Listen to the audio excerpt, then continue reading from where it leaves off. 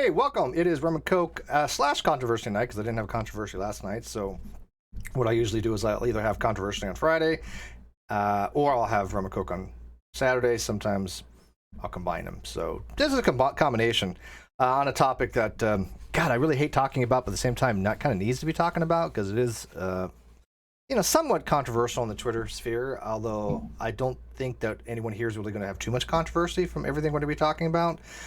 In regards to this particular topic, I was going to call it Kyle Goes to Jail as clickbait, but of course that would have been complete clickbait, even though it's true. We're talking about Kyle Rittenhouse, the 17-year-old. I'm not even going to call him a kid. I mean, it's just a 17-year-old teenager being tried as an adult for what I consider to be murder, at the very least, reckless homicide or negligent homicide.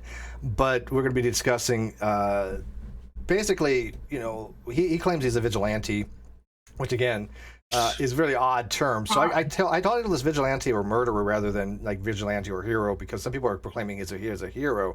That's not controversial to me. That's just ridiculous. The guy is no hero. I'm not even going to even entertain that as a possible controversy. But I do see a lot of the defense coming to his rescue from the far right, saying that he's some kind of hero. I can't see that in any way, shape, or form to even be something to be even discussed. But if you guys want like start there real quick, do you guys agree with me on that? And we can move on to something like, is there a true thing as vigilantism? Should people carry on weapons? And then get into the specifics about him, or does anybody think that this guy could ever be considered a hero in any way, shape, or form? I don't even know what happened. I didn't even hear about it. I don't know how I didn't, but I didn't. We'll get into the details here. Mikey, you're muted, so if you were trying to say something. I don't even know what happened. So, what heroic deed did he do? Absolutely nothing. He fits none of the qualifications for hero. He killed someone? 3 people. I don't know. Yeah, see, well, here's the thing, though. In his mind's eye, why he was a hero. Let me give a backstory. So this kid crossed multiple state lines with an AR-15 type assault rifle. And yes, it is a type of assault rifle. A lot of people are like, well, it's not truly assault rifle. I don't really care. I call an AR-15 a type of assault rifle for all practical purposes. It's in the same style as an assault rifle, even though it's not technically an assault rifle. It's a semi-automatic rifle by Armalite, but that's what the AR stands for, Armalite 15, not assault rifle. But I have no problem calling it assault weapon, because it's in the same style as an assault weapon. If people want to be pedantic and they want to, go, well, it's not an assault rifle, Steve, you're an idiot, be my guest. I don't really care. But it's definitely a style of an assault rifle. And he went across state lines to join in on these protests. Now, supposedly, he has some medical training, and he was under the guise of being there to help give medical aid to people who needed. Carrying an AR-15 as someone who is underage. In order to carry an AR-15 in Wisconsin open carry, you have to be over 18 or over. And, Show over. Yeah. Good night, everybody. Yeah, and that's a big issue right there. People have kind of not even been addressing that particular issue. Here's the police that were actually not carrying that he was carrying. Try to say that fast. Not carrying that he was carrying. Underage. Either they didn't know, they didn't check, they didn't do their due diligence, whatever it was. Now, I understand there's some reasons. Hey, you can't ask people whether they're licensed to carry or because it is open carry if they're of age. But if they suspect somebody to be underage, then they might want to at least be aware of this, because you're going to a protest situation with somebody who has been claiming to be a self-proclaimed vigilante, that he wants to protect, supposedly protect people and give medical aid. But at the same time, there's footage of him out there, getting in fights. There's footage of him out there saying that he, Who did he fight, Steve? Tell him who he was fighting. 2 women. Well, one woman especially, but it looked like 2 from the video. The video was kind of odd, about exactly who he was trying to fight, but it looked like 2. Is that what I was right on it? I know he slapped one of them. He slapped one of them, and I think the other one was like holding him back or something like that. But yeah, tussling with girls. Yeah, little girls, little tiny ass girls. Well, one of them was decent size, but he's a big kid actually. I mean he looks big, at least in that video that I saw, bigger than he did, with the assault rifle. Which, by the way, somebody just sent me this. They're doing trans investigations, I guess, on him, claiming that he's now a female. I don't know, weird stuff. It's weird when people get into these conspiratorial mindsets when things are so cut and dry. He, like I said, he crossed state lines with an AR-15, and the police actually gave him water and told him, "Thank you for helping us out." I mean, he wasn't deputized though, and so we appreciate you guys out here. What's that? We appreciate you guys out here. Yeah, we appreciate you being out here. Even though what he was doing, who knows? But what happened was basically, I guess somebody, the way I understand the story, and please correct me if your version is different, but somebody tried to stop him and, you know, take his weapon, thinking that he might have been hostile to them. That guy got shot in the head and get killed. Then 2 other people approached him to try to take his weapon even further after he just killed somebody. They end up getting shot. Now, he's claiming self-defense. Now, I got a problem with this.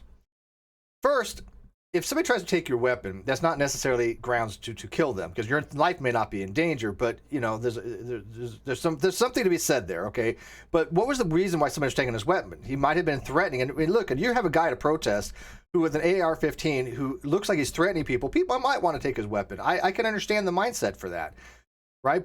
But obviously they're not doing it to kill him or to harm him. His life was never in danger. He didn't have to relinquish his weapon, or he could have, you know, taken the clip out and then relinquish his weapon and say, look, I'm not a threat to anybody, whatever. I mean, there's a whole bunch of things you could do. But after he shot somebody, at that point, you've now committed a potential crime. And I say potential crime because it depends on the circumstances. But at that point, there's going to be people swarming you to try to take your weapon because they don't know who else you're going to shoot, right? That is a normal response by people. Yes. Those cases, by any stretch of the imagination, if he could justify the first case as self-defense, which I think is highly problematic, I can't see a single way he can justify the other cases as self-defense. And on top of that, after he shot the 2 people who were trying to get his weapon away from him, he licked like 5 shots into a crowd. I saw that too. Yeah. Which, so self-defense. What's self-defense? My ass. Yeah. Well, you say, well, he crossed 3 state lines, correct? Yeah, and after he finished killing people, he went back over state lines. They didn't. From what I understand, they didn't stop him. No. Yeah. He went home to his bed. Yeah. What the hell was he doing there to begin with? How does it this was make not sense even to his you? local issue. How does it? Well, people love to go to these protests, right? And I think he was somebody looking to cause problems. I think he was looking to have a fight. I think he had intentions to go in knowing they was probably going to end up shooting somebody. But I can't really get into his head. But it sure seems to be the case.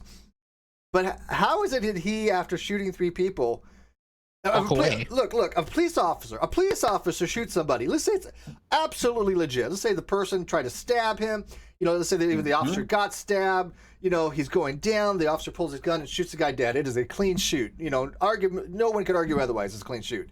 His gun is still taken. He is still put on administrative leave. He is still treated as a criminal and investigated as a potential crime. You have to debrief. They're going to swab your hands. Yes. You're gonna pee in that cup. They're gonna check your psyche. They're gonna give you a psyche eval. There's a whole list of things that have to happen when someone who is trained with a firearm, who is licensed to carry said firearm, when they discharge that firearm and it kills somebody. There is a list of things that have to happen after that. He could have He could have went home, took 3 showers, got all the gunshot residue off of him, and then it's everyone trying to fingerprint him at the scene. Yeah. I mean, it's obviously there's evidence that could be, and plus he gets story change, a story, you know. So, yeah, this made no sense to me whatsoever. Because I guarantee it, and I hate to say this, but this is a fact of life. If that guy had been black killing white people, he would have been dead. He would have just been shot dead by police. They would have not just let him go. Because I don't know, did they even try to stop him? I think he approached the police, but the police didn't seem to care or anything. They drove right past him. They drove right past him. Yeah. Just shoot people. Wow. How does this happen? Well, so go ahead. Well, what state was this in particular? Wisconsin. Well, what's the political affiliation there? Or like particularly the political ideology, more specifically amongst the populace? It's a red state. It's a Trumpian state. Well, that kind of narrows that makes sense. Down.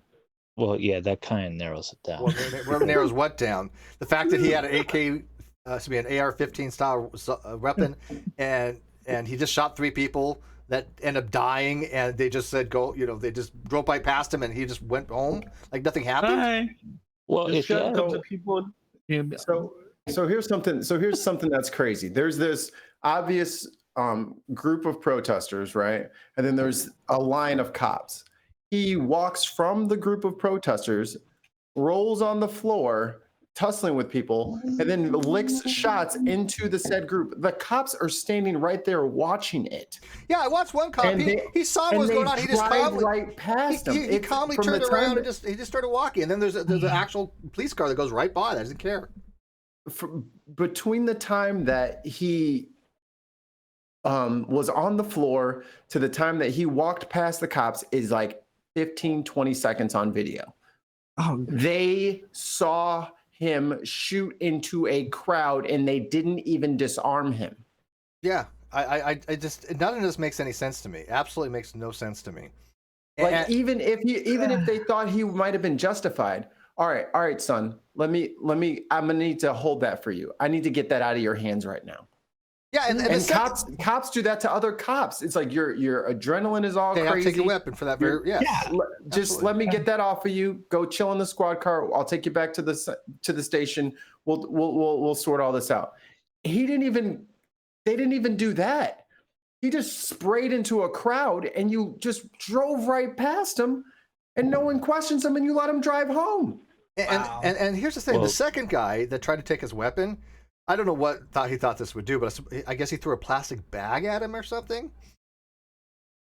I don't know. I'm sorry, but that's not going to harm you. It could be a distraction, but that's what started the shooting. Was it the first guy or the second guy?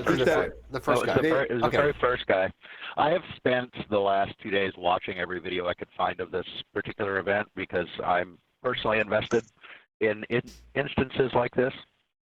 And when it comes to this particular case, I think it's going to more or less boil down to, was the first shooting, setting aside a minor in possession of a rifle without legal guardianship, is the first, as far as the homicide counts, is the first shooting justified or not? Was that self-defense or not? If that one was ruled self-defense, they all will be. I don't think so. I don't think so. And let me tell you why. Because even if the first one was real self-defense, the second two, like Mikey says, it's your adrenaline's running. They were like, hey, this guy just shot somebody. They don't know the situation. I mean, the average citizen is not going to know what the hell's going on. They see somebody being shot nowadays by somebody with an assault rifle. They're going to attack that person, thinking that they're a hostile individual. Clearly, that's a normal response. Yeah. And how is it self-defense if the guy was just trying to take his weapon? Yeah, first of all, let me hang on. Kwasa 5001. Isn't it murder in the first degree if you went out with a gun to intent to kill someone, even if it's just random? Seems to be the case. If there's intent, I think so. Then it's first degree murder if there's intent. But I thought there has to be an individual person for that. Yeah, I don't know if it can be like a group. Right. I don't know. Yeah, first degree murder is generally premeditated. You planned the murder. Yeah. Well, generally. Intent and the difference is intent to kill and premeditated intent to kill. Yeah, I think if I want to kill that first degree. Yeah, if I want to kill Mikey and I premeditate, and like for example, I wait for him to come around the corner so I can kill him. That's premeditated. That's first degree murder. Yeah, you've planned. You went out and planning. You bought a knife and did this and did that, and you set all these things up so that this stream of events would end in my death. That's first degree murder. Yeah, I think this would be more like second degree, which is just depraved human indifference or indifference towards bodily harm of some kind. Depraved indifference, yeah. All right. Yeah. Go through the timeline of what happened that's shown on video. Yeah. This isn't open. Well, I guess some parts of it could be open to interpretation. This is what they actually have on video. Before the original shooting, what kind of started the whole event was some protesters were starting a fire in a dumpster. I guess they didn't want to watch some people on YouTube and watch them push fire there. They tried to start their own. Kyle went over there with a fire extinguisher, put it out. There was a little bit of a scuffle. One of the guys tried to take his gun from him. Again, he is absolutely guilty of a minor in possession without parental guardianship in Wisconsin. There's some debate over who took him to Wisconsin, though. He lives about 15 minutes or so away from where this took place. So he lives in Illinois. It happened in Kenosha right across the border. It's not like he traveled hundreds of miles to get to this place. But he is guilty of that. So shortly after that, there's a group of people that are chasing him. Time out. Away. I missed the hundreds of miles things. Can you just start again from the hundreds of miles away? Like he didn't travel hundreds of miles to get there. He lives like 15 miles away from where this event happened. He doesn't live very far away. It is across the state line though. He lives in Illinois. You know, this happened in Kenosha. Me too. He doesn't live that far away. So he ends up running away. There is a group of people that are chasing him. He runs into a parking lot, and there's a gap there from when you can see the initial he's trying to put out. There's a slight altercation, and then there's a gap. We don't know what happened. He wasn't being filmed. He took off. Then we pick it back up again when he runs into the parking lot. He's running away from a group of people who are carrying what appear to be improvised weapons. One person's got a very long pole. You can see people are carrying stuff, and there's about 7 to 10 of them that are following him. Yeah. One person runs out and catches up to him as he's actually running across the parking lot. Another person runs up. He throws a plastic bag with something in it. I believe it was like a bottle of Coke or something. I don't know what it was. I don't know why he was throwing at him, but he gets to almost touching range. He's less than 3 yards away from him when he turns around and he fires 3 rounds. He hits the guy, I believe, twice. He grazes his head, and he hits center of mass in the chest area. It was the chest wound that killed him. The head wound was a grazing shot. It didn't actually go through his head. And that happens right next to a bunch of parked cars. He runs around the parked cars. The guy falls down. He runs around the parked cars. He comes back around, sees the guy on the ground bleeding. He can see the head wound is probably what they saw first. He immediately calls 911.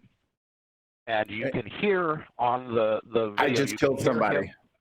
Yeah, you can hear him on the 911 call tell the 911 dispatcher, I just killed somebody. Now, all of this happens about a block to a block and a half away from where the police line is. He starts, that group of people are still there that originally were chasing him. They're still there, and another group comes in from the other side, running in. Of course, now everybody's starting to yell at him, hey, he just shot that guy. Kyle is clearly freaked out. You can hear in his tone of voice and his actions. He starts running towards the police line. All these other people start screaming more and more, hey, he just shot somebody, he just killed somebody. More people are crowding in. He's running towards the police line. At some point, I don't know whether it's hard to tell from just the video if somebody knocks him down or if he trips, but at some point, he is on the ground. He's physically attacked while he's on the ground. One of the people he shot in the, I believe it was stomach, who also ended up dying, hit him with the skateboard over top of the head. Yeah, that one, I did know, yeah. Yeah, he hit that guy over the top. He had other people coming up. He had another guy who's a convicted felon in possession of a handgun, comes up to him. When he first approaches him, as he's trying to get back up, first approaches him, his hands appear to be empty. You can't see a firearm in his hands at all. And then as he turns around to try and stand up, he rushes him again. This time he has a handgun in his right hand and is pointing it at Kyle. Are you sure it was pointed? Kyle? Yeah, yes, it was pointed. Okay, because I read that he had the handgun in his hand, but it wasn't pointed at him. Yeah, you can see, well, it's hard to tell from the angle. The muzzle of the gun appears to be in the general direction of Kyle. And as he's getting up, of course, all he's going to see is a handgun in somebody's hand who's rushing him. And he lets off another shot, hits that guy in the right arm. That's the one you can see the horrendous, bullet wound. And how he hit him at all, I don't know, because that was not an aimed shot. He more or less just shot from the hip as this guy was coming towards him with the handgun. And that guy obviously is a felon in possession of a handgun. He's a convicted felon and shouldn't have had the handgun either. Now I'm gonna fucking jump. Hold on. I'm gonna jump on your shit. This kid's fucking walking around with a gun that he shouldn't be walking around with, correct? So let's not throw convicted felon into any of this shit. It doesn't matter if that person was a convicted felon, because if somebody wasn't a convicted felon and they did the exact same thing, it would still be valid. So you don't have to poison the well. You don't have to poison the well. I said right at the beginning that Kyle was in possession, is illegally in possession of a firearm underage without guardianship. He's guilty of that because he did have one. He did not have a guardian with him, a legal guardian with him supervise his possession. So don't you of think a that, rifle. real quick, don't you think that all the things that subsequently follow stem from that initial transgression that he had? I mean, him breaking the law. Very possibly. If Very they can show that possibly. everything He may be stems from found that. guilty. Yes, he could be found guilty of all of the charges. I doubt he'll be found guilty of first-degree murder, but No, I don't think of first degree, believe but that- second-degree murder I believe or that- homicide. I believe a third degree or manslaughter, obviously, because I don't think that he had any intentions of specifically killing somebody. Like, he didn't go out there to say, "Oh, I'm going to kill me some protesters tonight." I think he was. I would think he was looking for. I think he was looking for that. something. He was looking for altercation. Possibly. I think. Yeah. Yeah, could be. I mean, he's a young teenager. That could be. I try to give people the best benefit of the doubt for intentions that we can't. I wouldn't know. call it third degree because if you're carrying a weapon of something like an AR-15, that's not generally. Hey, look, you're going to commit a crime, and somebody dies. He could be charged with some sort of unlawful killing of a human, whether it's murder, whatever degree, aggravated manslaughter. Yeah, it could be second. It could be second degree Yes. on. It could be manslaughter. Whatever he is actually charged with, that's going to be up to the courts to decide. I'm just going through the actual timeline of what actually happened. I'm not saying that he's not going that in the legal system he's not guilty of these things, because he might be, because he is illegally in possession of and carrying a firearm he should not have. He should not have had it legally. But I'm also pointing out that the guy who approached him, rushed him with a handgun, pointed in his general direction. I cannot say for sure that he was pointing it directly at him, but the muzzle of the barrel is obviously pointed in his general direction. Now, from the angle, and maybe it was pointed off to the side, and you just get an angle of it where it looks like it's pointed at him. I don't know. It's really hard to tell. But he did rush him with a handgun clearly in his hand, and was still holding it 5 minutes later, because he was unable to let go because of the damage done to his arm. He really couldn't operate his lower half of his arm at all. So he wasn't able to even let go of that gun. So he shot the kid with the skateboard. There's one guy right before that may have been the one to do the flying kick to knock him down, or may have just, because somebody did do a flying kick at him. So you don't really get to see that guy. I've been trying to find that guy. He limps away, and we're unsure of whether he was actually shot or not. And they may have found out by now, and I've been loading, so I didn't quite catch up with the very latest on it. But he ended up, shooting, I believe it was 3 people. Last I knew, 2 of them had died. Did the third one die? I think. Because you keep saying he killed 3 people. I thought it was 3 people. He shot 3 people. 2 of them died. 1 was still alive, though. Oh, that's right. The guy who got shot in the arm. The guy who got shot in the arm lived. Yeah. Okay, he lived. Yeah. Okay, so there's 2 dead. And he discharged, right. Now, on video, he discharges 7 total rounds on video. Somebody, I don't know who, but somebody is shooting a handgun, and I am assuming that they're shooting back at him. Of course, after shooting that rifle and being in that close proximity, like Kyle's not hearing anything. He wouldn't be able to hear somebody shooting at him at all. But you can hear another additional 7 or 8 shots that are clearly a handgun being shot, not the rifle. There's a pretty distinct difference in tone between that rifle going off. Plus, they have good enough view. He did not. I never saw at one point where he shot indiscriminately into a crowd at all. He shot 7 rounds total, 3 in the initial encounter, and then he shot 4 times while he was on the ground, getting back up. Once he was on his feet, he never discharged the rifle again. He then took off, kind of jogging. He's probably at this point completely exhausted, and kind of jogs back towards the line of police. Police end up rushing by him because they said, oh, there's gunshot victims down there. They bypass this one guy, which I don't think they should have. They should have. I mean, there's a shooting just happened down there. Several people are shot. Here comes a guy sweating his ass off, running down the road with his AR flopping around in front of him. You should probabably stop that guy. So let me ask you this. So there's something. Hang on. So there's something in the live chat that is trying to bend the narrative that these people deserve to get shot, and because they were. No, they don't deserve to be Yeah, shot. I don't understand how that comes into play. When you're using lethal force, let's say that they were. These were just these people were not actually even rioting. They were just there. Okay, so, but even if they were, you can't kill somebody if they're rioting. You just can't. It doesn't work that way. You have to feel. You have to have your life actually be in immediate danger, and this, of course, is up to the it is subjective, clearly, but in the very first case, let's say before the first person even got shot, this kid is walking around with this AR-15.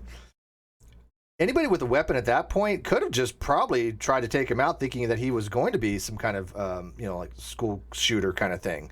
And now in these days and ages, you got to be real careful when you're carrying around that kind of weapon, not to look in a hostile type stance, like you're going out to try to kill somebody, because he was looking around like he was trying to kill somebody.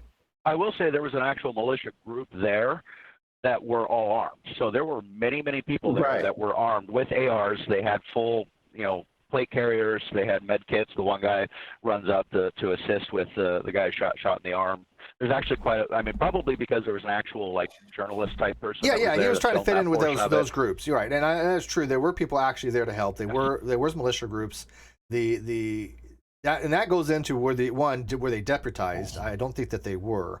They were talked about it, from what I understand. They were not. Okay. They were not. They were not deputized to my knowledge. I've seen no evidence that any of them were deputized. But one of the militia members is the one that actually put the tourniquet on the guy who got shot in the arm. Stayed with him. He's the one that pulled the gun out of his hand and set it down. He made it safe and clear and put it on the ground. And waited for, and you can then see when police roll up to him, he's also standing there. He's still holding his AR, and you can see he's trying to help him, and he pulls his hand away, and he's got like a chunk of bicep in his hand that's stuck to him. And he's trying. Yeah, I mean it's gnarly. When you look at a shooting, that's a very gnarly, and that guy's pretty much lost almost all use of his right arm from now on.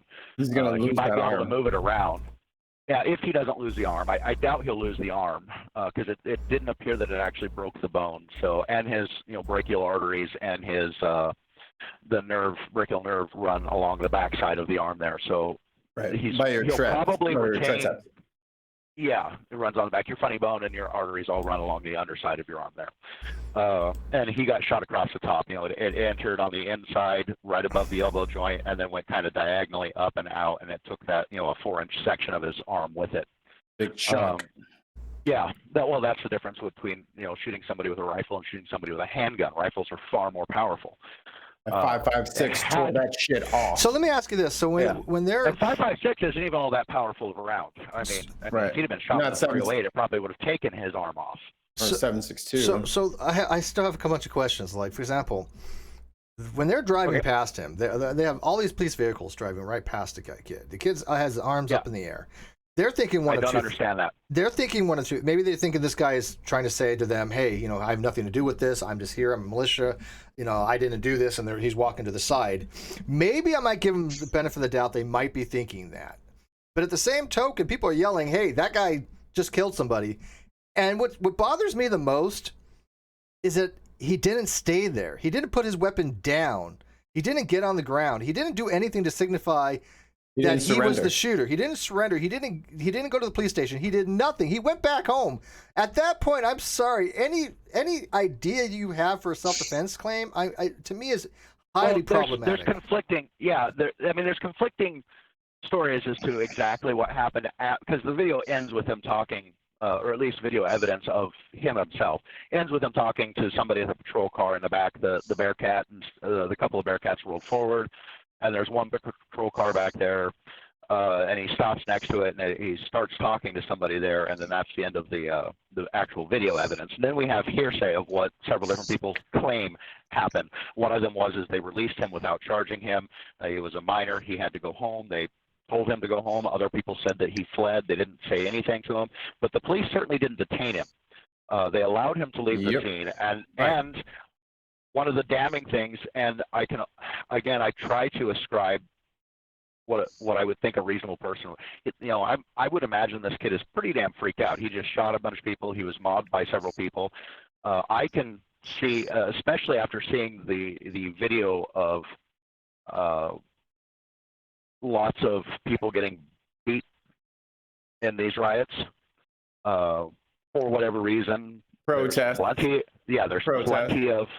plenty of video evidence of people getting the snot kicked out of them in these protests/riots.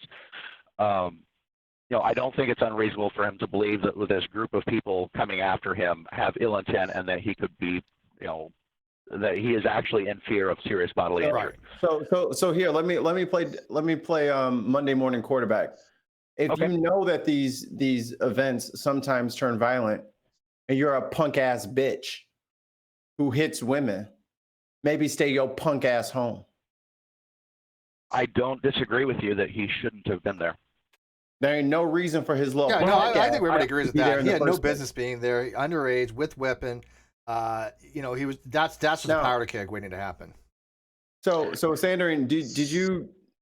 Because he was with one of the militia groups, correct? I'll be right back. I'm gonna get something to drink. It is rum and coke night, so if you guys got alcohol. He wasn't. He wasn't a member of any of the groups, but he was up there with some people that he knew. Right. So. And from what I've read and heard, he got separated from them. Yeah, he inserted himself into a situation that he probably shouldn't have. Some people were trying to start a fire in a dumpster.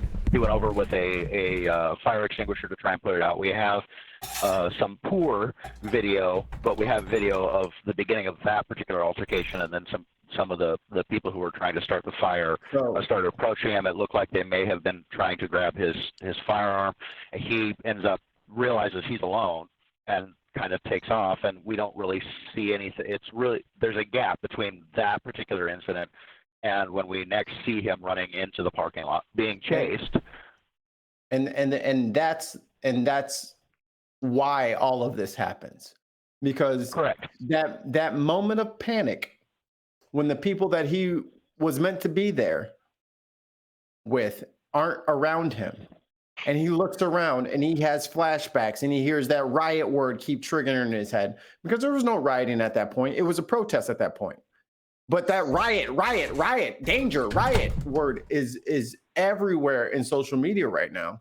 And that's what he hears. So now he's, I'm the only one hearing there's a riot. And now he's freaking out. And now people are throwing Molotov cocktails. If you believe there's claims of that. There's no evidence of it. And what was thrown was a bag of something at him. Some people that were there claimed that it was a bag that had a Coke in it, a bottle of Coke. We're gonna have to wait for the police report for what was actually thrown. Yeah, I trust them. I totally trust. It clearly was not something that was on fire. It was clearly something in a bag that was thrown at him. Yeah, I saw a bag. I don't remember. I don't remember. I didn't see the bag thrown, but I read about the bag being thrown. But there was no indication that anything was in that bag, from what I understood when I read. Oh, you can see something in it, but it's clearly not on fire. I mean, but I don't even think that, looking at the video, I don't even know that Kyle was aware that something was even thrown at him, because he had his back to him at that point, was running towards some cars when he actually threw it. But that's the beautiful thing, isn't it? Because now he's a hero, because these rioters. I don't think he's a hero. I'm not saying you're saying that, but I'm saying the narrative is out now that he's a hero because these rioters threw a Molotov cocktail at him and he wasted him in one shot. And then he was trying to get to the police line and he wasted two more. And they're painting this kid like it's some a Vietnam War story, when it's literally a scared ass baby, a punk ass baby who had no business up there. Is up there, something that's not even life-threatening happens to him, and because he has an AR-15, he uses an AR-15. There's a term for that. And we have 2 dead bodies for it.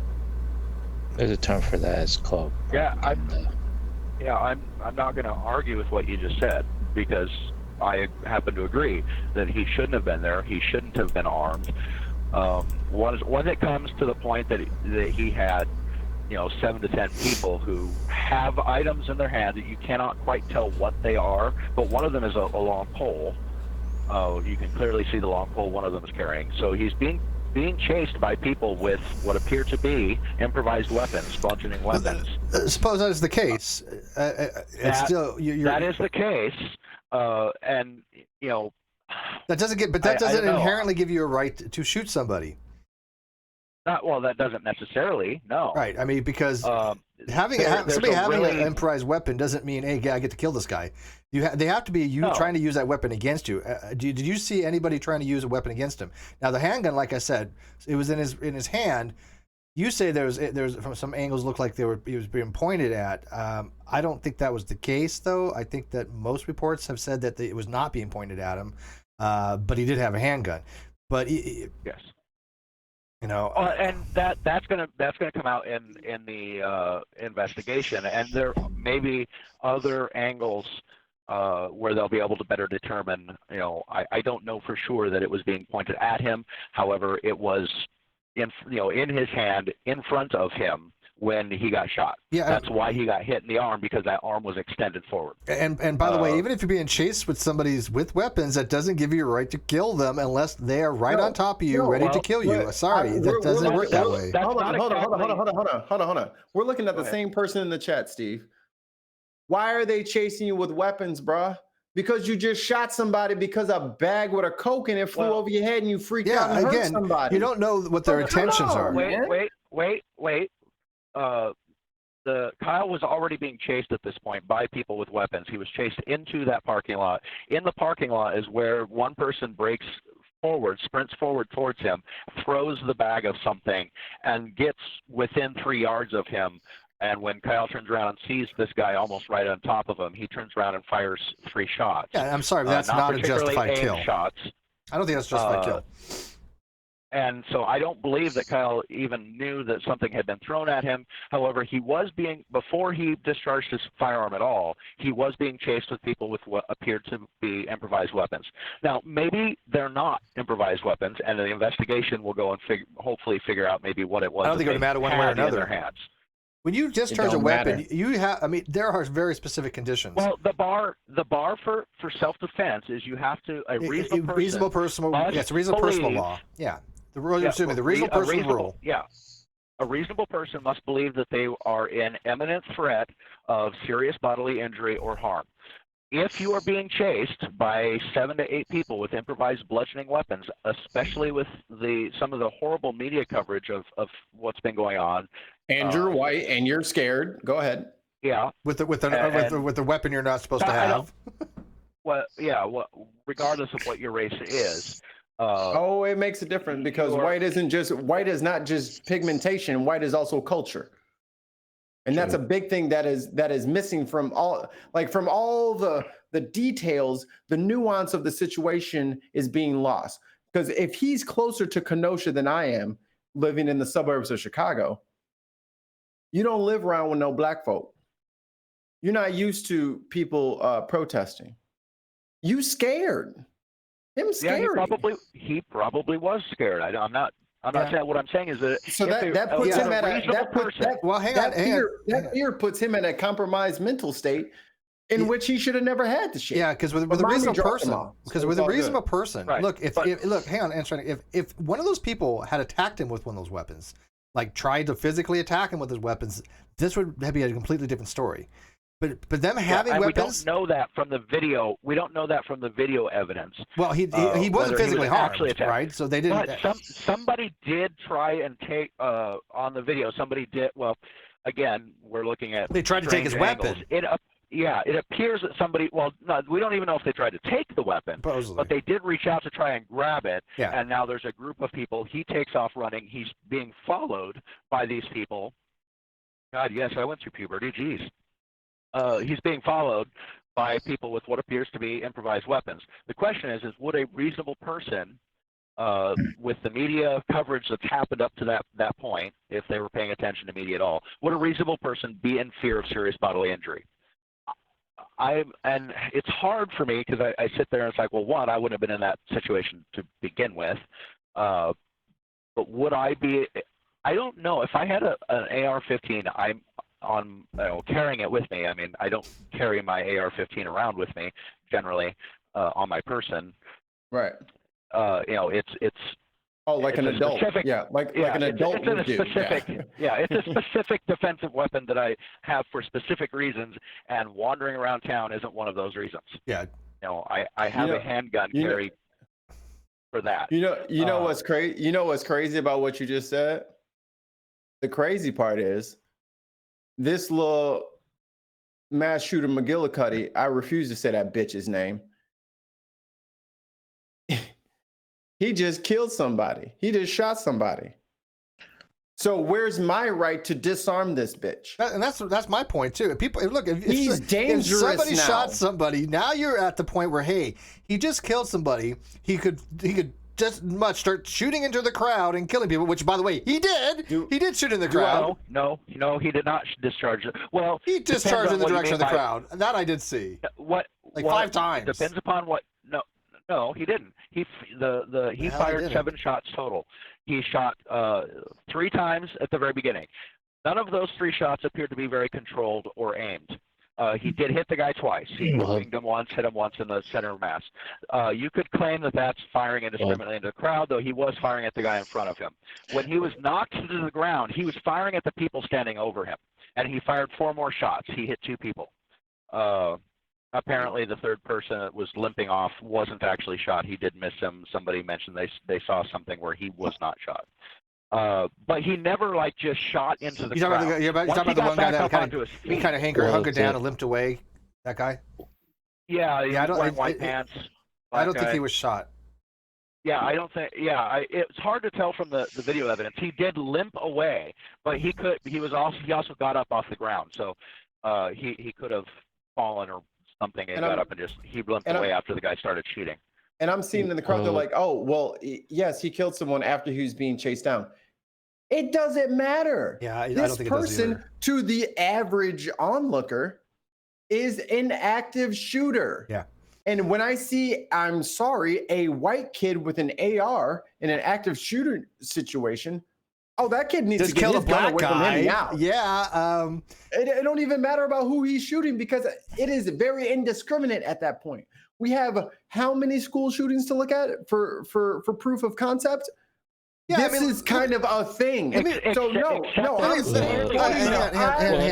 me run this past you. I'm going to skateboard the shit out of you. I'm going to skateboard your brains out. Let me I think you're an active shooter. Let me run this by you. He's not a school shooter though, because this happened late at night. Principle's the same. Fits the profile. Yeah. Let me run a scenario real quick. So let's say you have this white kid that goes into Compton with an AR-15, right? He starts provoking somebody. The person doesn't respond very well, throws a punch at him or something. He feels his life is threatened. He kills the guy, right? He kills this black guy. Now every other black guy is going to try to stop this guy. Normally, that's what people would do. And now he thinks, oh wait, this is awesome because now I have a right to sit there and kill people, which is what I wanted to do anyways. To go to Compton and just kill a bunch of black people. That was his motive. So boom, boom, boom, boom, boom. Anybody that comes in there, boom, boom, boom. Now he's an active shooter claiming self-defense. Does any of that make any sense? Because that's what I see kind of happening here. Maybe that wasn't his intent, but it seemed. I think that it's fairly insidious to imply that he went down there specifically looking to just blow a bunch of. It doesn't surprise. It wouldn't surprise me though. That's the problem. It's not really insidious. From all I can see, from video evidence, the kid was terrified. But if he got away with this, the scenario I just gave you could happen. Go ahead, Steve. It could happen, and that's why we have a court system that's going to have to investigate and find out all of the evidence that we can possibly get to determine whether this kid was acting in self-defense. I'm not sure that it's even going to matter if they find that he was acting in self-defense, because he's still a minor in possession of an illegal firearm without guardianship. Well, let Steve. Hang on. Stop. Let Steve go because he's been trying to get in. It just goes back to the first starter. What the blue hell was he even doing there to begin with? He's not a local. He's from Chicago, if I heard correctly earlier. This is a Wisconsin issue. He has no even business. Because he claims he has medical training, and he claimed to go there trying to be part of the militia to offer medical aid to people if they needed it. That was his guys. Well, just for. But he shouldn't have been armed. Yeah, he should not have been armed. He's a minor. He should not even had arms. I mean, I don't believe that there's anything wrong with him having actually gone there. However, being armed, he shouldn't have been. Well, clearly. If I want to attend a protest in Olympia, Washington, which is farther away than this kid lives from where I live to Olympia, Washington, that farther away than this kid lives, or even if I want to go all the way down to Portland. You know, I don't live in Oregon, but I want to go down and attend a protest or counter protest in Portland. I have every right to do that. The fact that he's not a local kid should be completely irrelevant. What's relevant is that he was a minor in possession of an illegal firearm without guardianship. He should not have been there armed. I would dispute his not being local, not being relevant. I would dispute that, because what business is it of his to even begin with? Let's just say, for argument's sake, he is part of a militia and he's there for medical volunteerism. How does that justify you even carrying a gun? Because the militia work. Because the militia would go there. They some of them did have armament. Some of them did go there for medical thing. He was supposedly saying that he was kind of with them. Yeah, but he's not an official member because you have to be at least 18. Right. So he's not officially a member, but you know, he knew some people who were in that militia group, and it's not even clear if it's an officially recognized militia group. And I have not looked up the laws on militias for either Illinois or Wisconsin, because it doesn't really seem to be all that relevant, because he's too young to be a member of a militia. Yeah, regardless. and in Washington State, the only way that you can become an actual a legal militia member, because there is a militia, legal militia in Washington State, but you have to have a warrant from the governor in order to be in a militia in Washington State, which he doesn't issue. So Washington doesn't really have an actual legal militia because he hasn't issued any warrants for officers in the militia. But I'm not sure how I know how it works in Washington because I live in Washington. But I'm not sure how it works, but I don't think that it's particularly relevant, other than there was a militia type of group who claimed to be a militia that was there to protect private property, and he was buddy or knew some people that were a member of that, and that's why he was there. But even if he didn't know anybody there, this is the United States. I don't have to show papers or show cause to go someplace. If I want to go and attend a protest or counter-protest in some other state somewhere else, I have every right to do that. Now, I don't have every right to take my firearm with me, necessarily. I have to look at what the actual gun laws are. So he did not have a right to be there armed. As a matter of fact, that was illegal. And everything that happened subsequent to that may be argued that because he initially broke the law and had a firearm when he wasn't there. This is a problem I deal with being a professional truck driver. Let's say I violate my hours of service for some reason, or I have 2 brakes that are out of service on my truck. The truck was technically considered out of service. The argument that is used in courts against truck drivers all the time, and they win, is that that truck was an out-of-service vehicle. It should never have been on the highway to begin with. So even if a drunk driver drives right into my truck, I'm otherwise legal, except that I'm, say, over my hours of service of 11 hours of driving. Let's say I'm at 11 hours and 15 minutes because I can't find a place to park or something, and a drunk driver runs into me. Even though that guy was drunk, broke all of the laws, and ran directly into me, I can still be found at fault for that because I'm 15 minutes over my logbook, and that means I should never have been there in the first place for him to have run into me. That truck shouldn't have been there to hit. Right. Yeah, real quick. Exactly. So in Washington, okay, Wisconsin's law, Gary is in live chat. Gary, in Wisconsin, it's 21. You have to be 21 to buy a handgun. You have to be 18 to buy a long rifle.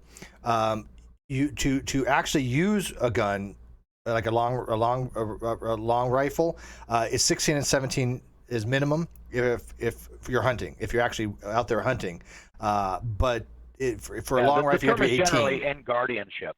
Yeah, the term is generally in guardianship, which, in other words, you're a minor in guardianship means you have a legal guardian there with you while you have possession of the firearm. Right. So if you're 16, you can have a long rifle if you're out there hunting with supervision. But to buy a gun in Wisconsin is 18 for a long. It must be 18. 21 for a handgun. Although to actually fire, it seems to be, when I was looking it up, you could be any age to fire a weapon if you or at least have it in your possession. According to Wisconsin, they say there's no age for a handgun to actually have in your possession. It's just to buy. And I find that to be odd. It's probably an oversight someplace where they didn't really run into that problem. Well, and this may be, I hate to backtrack, but regarding the police issue, why they just bypassed it, It was something I learned in sociology. Wisconsin has been an area of a lot of gentrification and some racial discrimination, so that may play a partial role in it. And I know this may lean partially on genetic fallacy, but it also does play somewhat of a contributing factor as to the indifference in that particular instance. Yeah, I'm not going to speculate on why the police didn't stop him, detain him, investigate him. I have no idea. We're going to have to wait for the police or the sheriff's office, whoever it was that was there. Let me ask you this. Do you think they would have stopped him if he was black? I think they would have killed him. It seems to be now shoot first, ask questions later. Don't go fantasy on me, but just think about it. Just think about you're in that situation and you're standing nearby. Okay. That is what I'm trying to do here. I would like to say that I believe that they would treat him no differently. However, I don't think that he would. They probably, at the very least, I do believe they probably would have been detained. At least, but if not dropped. But I hate speculating on things like that because there's no evidence to support what would have happened. There's evidence. I disagree. Here we go. We can go by prior cases. We can go by probabilities. We have observed probabilities such that if that kid happened to have been black, walking up to those cops, hands in the air, after people shouting, "Hey, somebody, he just killed somebody," and they would not just have driven by him. They would no possible way have driven by him. Perhaps it's a little different in Washington because we don't have black people. Well, it's not that we don't have black people. I mean, I've seen plenty of black people in Washington. It's that we don't have the same kind of culture that I see in a lot of other areas that are dealing with racism. And we have several other minorities that, other than black as well. I mean, we have a huge Latino population. We have a huge Asian population as well. But I don't see, like, when you look at the crime statistics, I don't see an issue with, cops only shooting black people, for example. Come to California. And maybe it is in other areas, and maybe this is one of those things where you end up with blinders on. Go to Virginia, South Carolina, Louisiana. I've been in all of those places. Georgia, so have I. Drove through all of those places. It depends on where in Virginia, though. I'm in North Carolina right now. Oh, don't say that because somebody will be like, Sandry's coming to get me. Real quick, because I just drove through Greensboro, or I'm about to drive through Greensboro. Okay, I did. By the way, did I give you any orders to do that? Hey, let's not muddy the water, shall we? Real quick, I got to read this. Kawasa 10,000. So, chat people, at least we can agree this case does show your gun regulations are just not enough, right? So easy for foolish, stupid people to get their hands on a gun, right? Oh, dude, yeah, look, I am pro Second Amendment, but I'm also at the same time very pro regulations for it. I believe very strongly you have to take a firearm safety course. I believe very strongly you need a background check. I need very strongly that your weapon's registered, and there's reasons for this. So I don't think that limits ability for somebody who is legally authorized to own a weapon to get one. I think it's some hurdles, but that's fine because I think it is way too easy for somebody like Rittenhouse to get a AR-15 in his hands. It's just ridiculous. Well, his parents bought it for him. Well, yeah.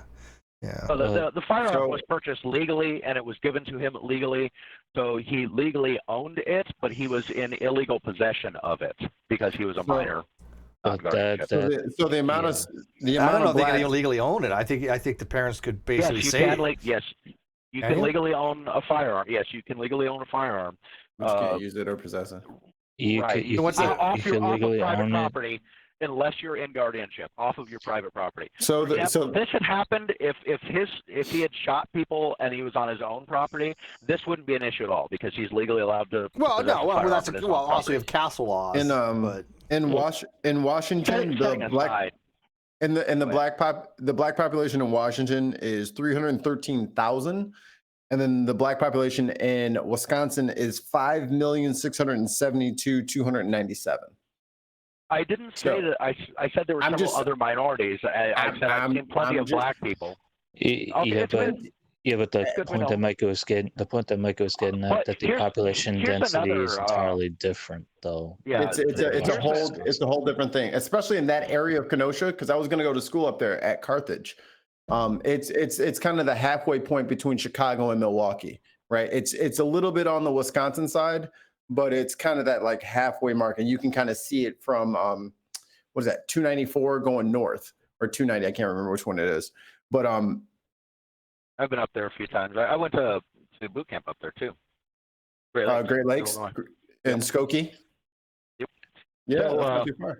I drive through there, not infrequently. I mean, it's not like I'm driving through there every week, but I get through there once or twice every few months. Okay, well, back to But population. I also grew up. I grew up in mostly in Wyoming. I mean, I lived in Washington State till I was 7, and then I moved to Wyoming. And in Wyoming, especially in Lander, Wyoming, until I was in high school, there was not a black family that lived or resided in Fremont County, Wyoming.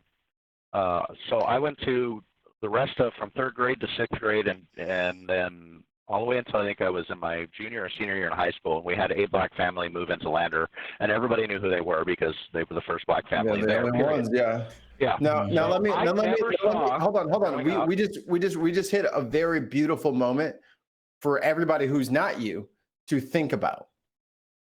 Now, you just said that all this time you spent in life, lived life, and there wasn't a black family near you. Now imagine you are the black family that has never had a white family not near them.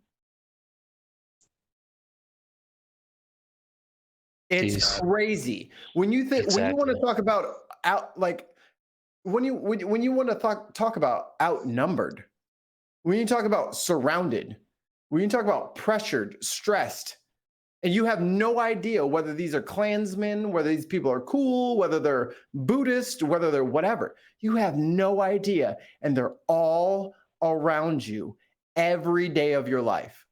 All right, but that's just a population mechanics argument. I mean, it's not my fault. No. I'm not trying to place blame on you. I'm just offering you another point of view where one thing. Sometimes you are the only family in that area. Right. I'm not saying that's not true. I will say that all of the things that I see with the black community on the media, as far as prejudice and racism and stuff, I did see that kind of stuff with the Native American population. The Lander is right outside of the Wind River Indian Reservation. The next largest town, Riverton, is actually on the reservation.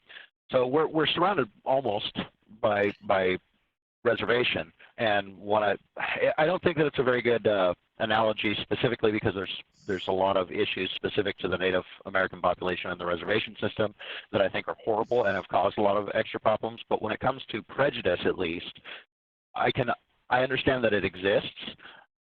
I have a hard time with because almost all of the black people that I have personally met have been very nice people, and I've liked all of them. We have to be. I grew up in an area where it was populated with black and Spanish. So real quick, let me clarify this.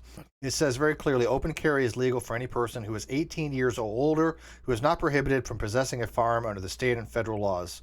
That's Wisconsin. The open carry is not for under 18. It is for 18 and over. That don't apply to him anyway because he's not a Wisconsin resident. It applies to him because he's in Wisconsin. He's in the state. You have to abide by the state. I think it's in the state you're actually in. You have to abide by the laws of the state that you are currently in. It doesn't matter what state you're a resident of. It's not like a driver's license. Driver's license, you can go anywhere. You have California, you can drive in any state, right? There's law. Right. There's agreements between the states for that. Weapons are not the same thing. I had a concealed weapons permit in Washington. I couldn't go to Oregon with it. I couldn't go to California with it, right? Well, you could go to Oregon with it because Oregon has reciprocity with Washington. Okay, maybe that might be now, but I had mine in 1991, I believe it was. So I don't know if it was like that back then. So that might Oregon be has reciprocity. There might be Washington. reciprocity there, but I don't know. But I certainly couldn't have gone to California with it. That's for sure. Correct. California has no reciprocity with anyone. Ooh, yeah, they don't. It's very difficult to get one here. We've all looked into it here. But those are for concealed carry permits, because constitutional open carry is well, no, you legal can't in open all carry in different California states. either. Open carry. California, I don't think has open carry. Yes, you do. California does have an open carry policy. The gun cannot be loaded. It cannot be chambered. You cannot have a magazine in the firearm. You can open carry in California. Really? There are some, yes, and it's also a shall issue state. Amazingly enough, even though they won't. California law also prohibits the carrying in public outside a vehicle or in on one's person any unloaded long gun in any unincorporated city or county.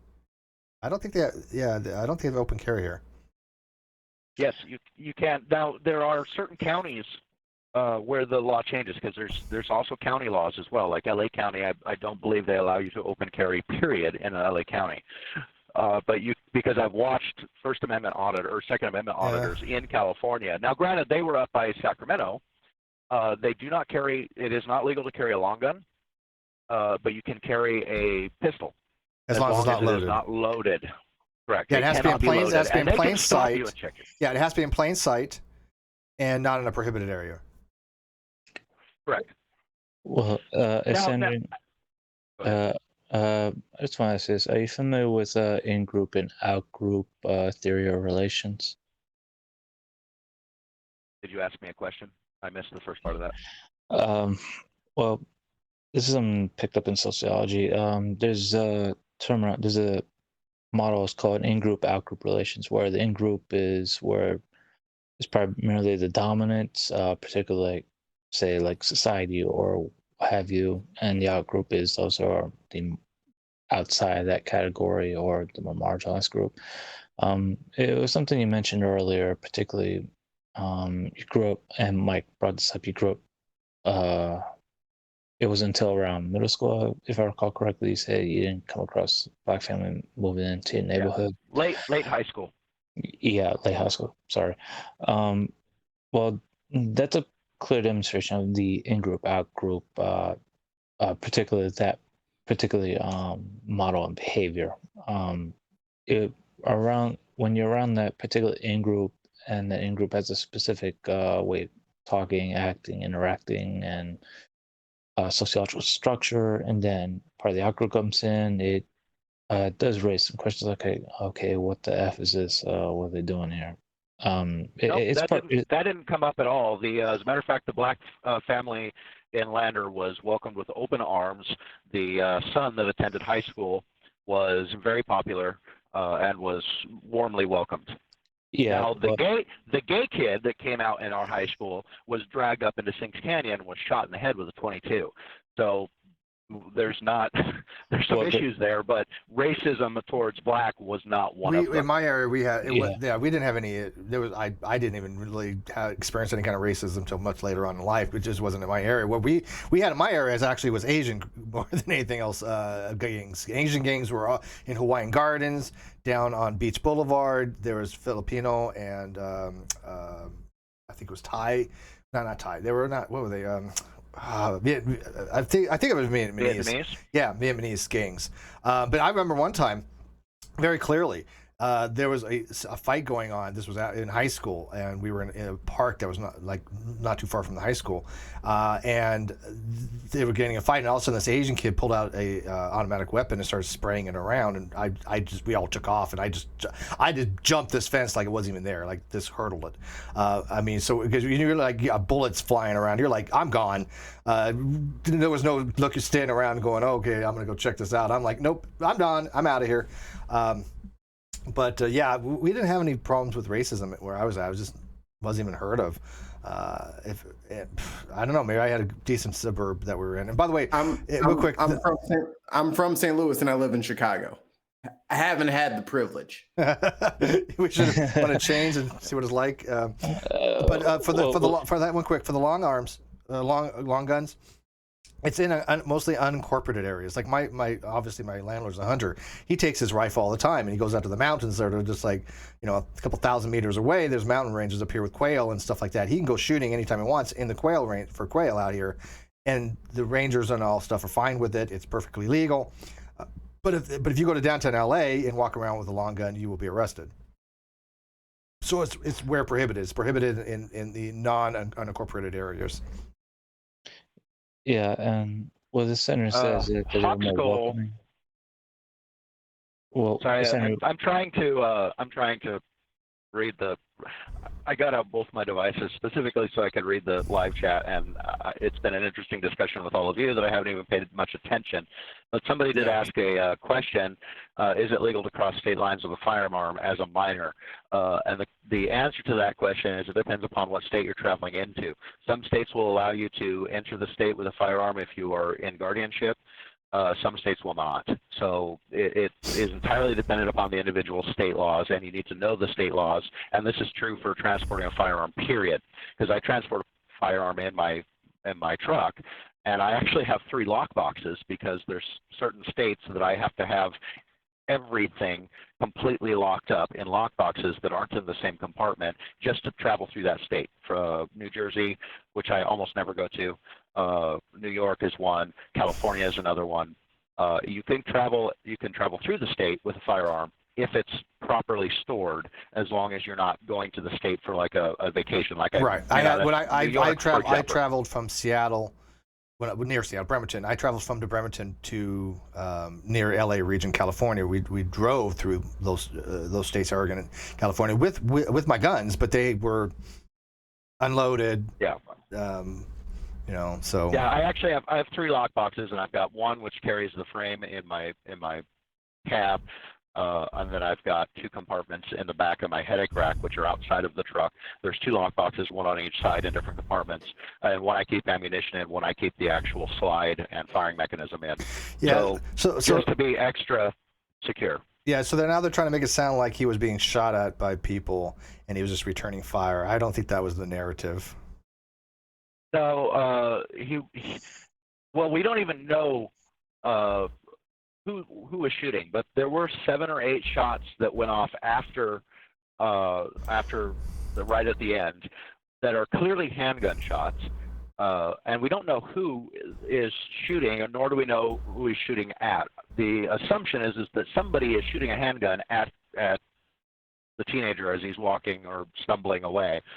But at that point, now he's a teenager. Like this victim shit is crazy to me. Oh my god. Oh, bro, what time? Bro, what time? Happy. No. Bro, what time is curfew? Stop. What time is curfew? What time is curfew? Stop.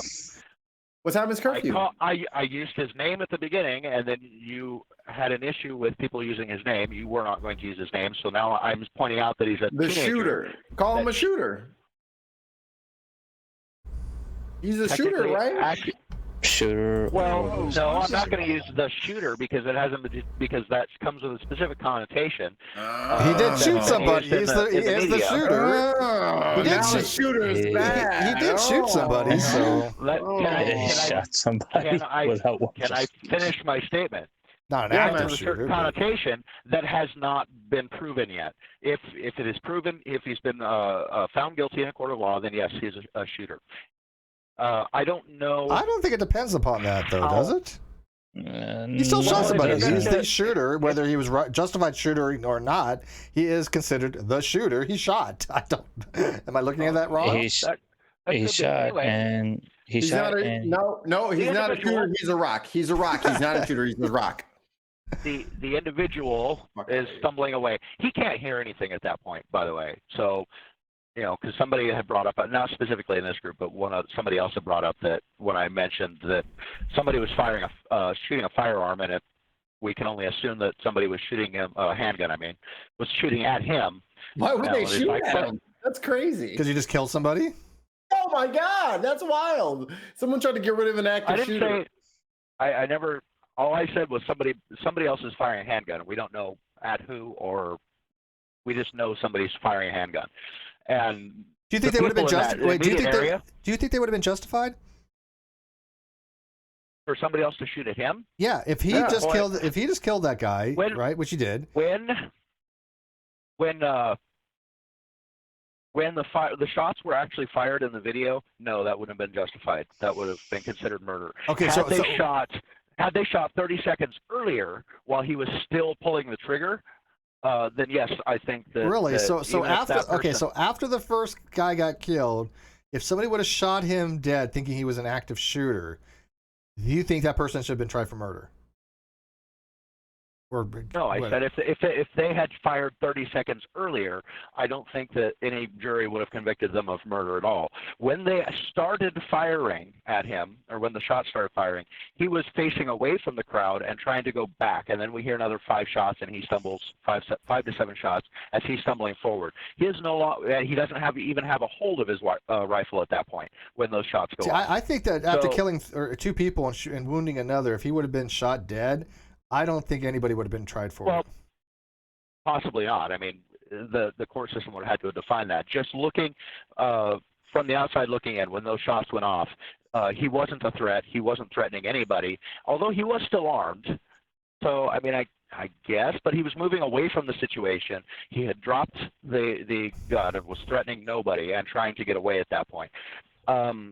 Had any of those shots actually hit him, would those well, first of all, I doubt they would have found who actually was shooting at him with a handgun, because nobody knows who was shooting with a handgun. And nobody in that area was probably really even aware that somebody was shooting. So that seems like more of a narrative. If they don't, it's very loud. Yeah, but if they don't know anybody that had a handgun, and they haven't even determined any of that, then that's just speculation, isn't it?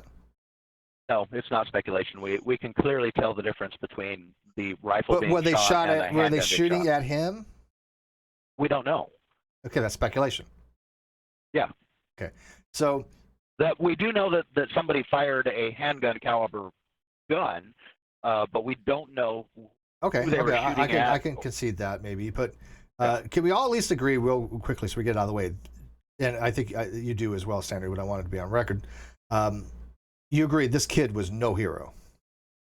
No, okay. He was not a hero.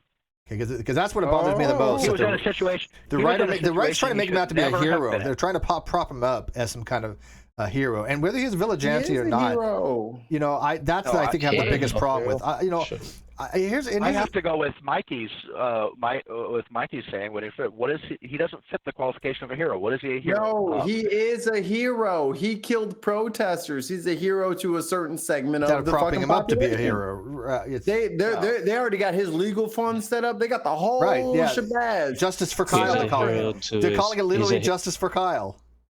Get the fuck out of here, bro. Yeah, he's a hero to a subculture of an echo chamber in reality that bears no factuality at all. No, I don't think he's a hero. He was in a place he shouldn't have been in the first place. I mean, even ostensibly all of the reasons that he listed for going in the first place, the fact that he's still a minor and was not a minor in guardianship. In other words, his parents weren't there with him. There was no guardian there with him. He shouldn't have been there in the first place. He absolutely, legally, wasn't even supposed to be armed, so he was breaking the law. Whoops. So he's an armed criminal. Yeah, see, the problem and we need to put him down, right? He's a vigilante. You have to. He's an armed criminal. Hang on, there's something in the law where it's not quite mens rea, but basically it is that. You have to be at least an understanding of the potential of what your actions could be, right? So he knew there was a potentiality going in underage with a weapon of that type, that there was a potential for something to happen, right? He had to have known this, and because he actually claimed he was a vigilante, so he knew the potentiality was there. I think that's what they're going to latch on to. I think that they're going to latch on the fact that this kid was not just, I'm just there to be a medic. I just want to help out. It looked more like he was actively trying to cause some kind of contention. He wasn't with the group either. What happened with that? If he was with the group like he claimed to be, which by the way, obviously he couldn't actually be because he wasn't 18, why was he going off on his own?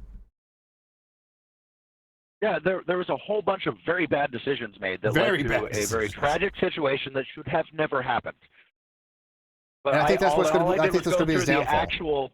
And I actually went. That's why I said, if you put aside the minor in possession of an illegal firearm, if you put that aside for a second and look at the events that happened, I think that as far as the murder charges, again, that can still tie into he shouldn't have had a firearm in the first place to have shot anybody with, so he's guilty of some sort of homicide.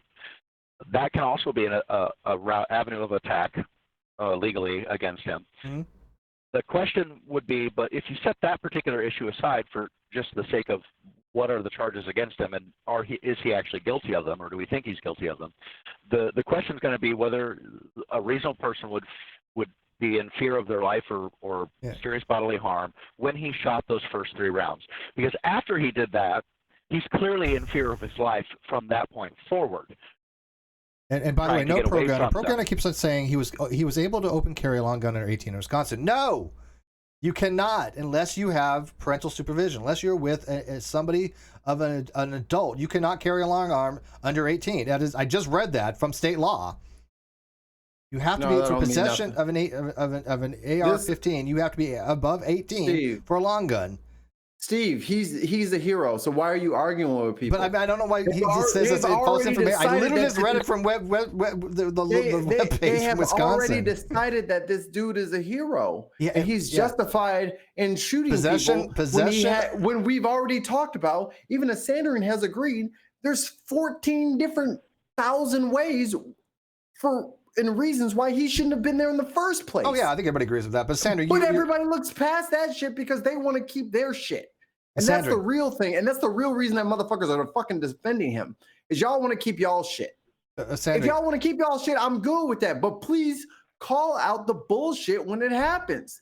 This kid should not have had a fucking gun in the first place. Yeah, and I think it's a big issue. Stop hitting me with self-defense, man. Yeah, y'all know he shouldn't have had that. I think that's the biggest issue. With the NRA. That's the problem I have with the self-defense narrative. I don't think it's going to fly very well because of that very reason. But y'all are weakening, just like y'all want to jump on me saying that I'm saying that everything is racist, and I use the black card for everything. Y'all are using the 2A card for everything. This kid was fucking wrong. Stop defending him. Look crazy. I know you're not talking to me, right? Because I'm not defending him. No, y'all are defending somebody who does not need defense. He did not follow the rules. He does not need defense. He needs jail time. That's what he needs. Every American. I want to ask Sandra real quick. American is entitled to a defense. Oh, but I agree with that. But let me ask you this, Sandra. Is it true in Wisconsin, because I just read it, to possess, in other words, to carry around by yourself without supervision, a long rifle, a long gun, you have to be 18 or over. Is that not true? Unsupervised, yes. A minor must be in guardianship in order to. So I mean, this is the whole thing. He should have never had this weapon in Wisconsin carrying by himself without supervision. Never. Correct. Yes. That is correct.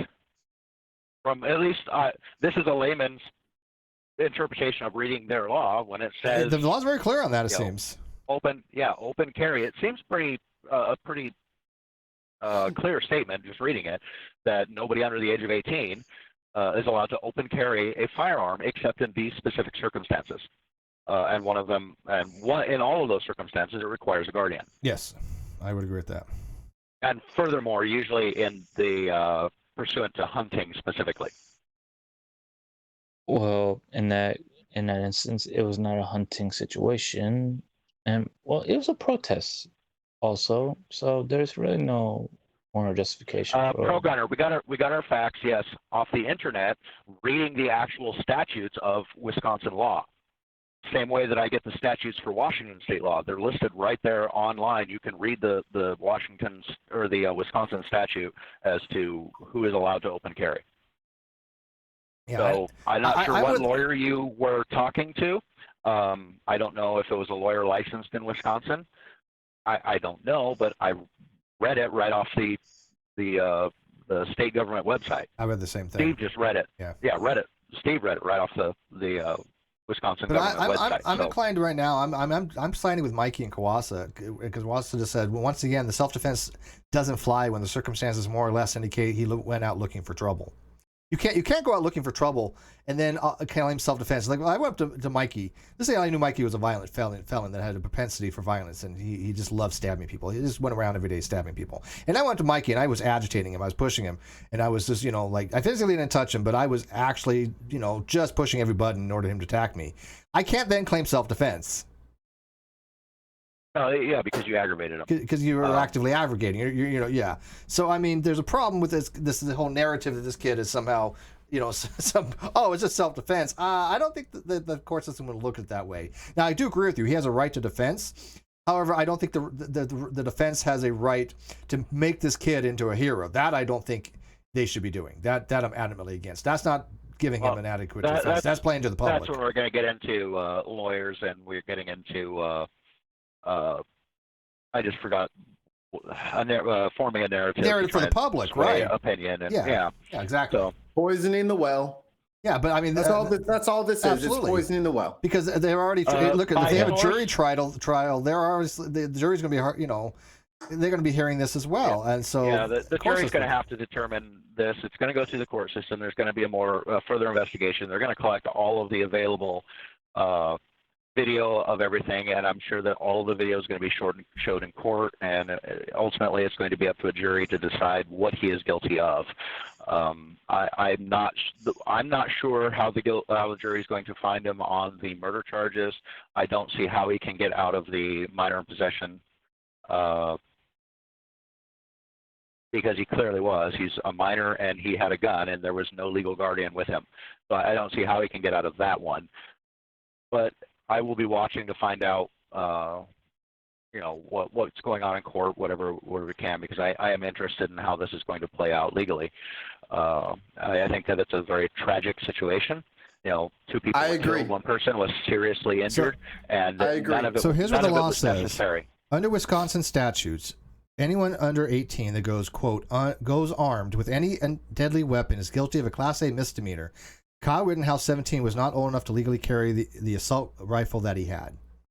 But so that's according to Milwaukee Journal, is that under Wisconsin statutes, anyone under 18 who goes armed with a deadly weapon is guilty of Class A misdemeanor. He was not of age to carry that type of rifle. So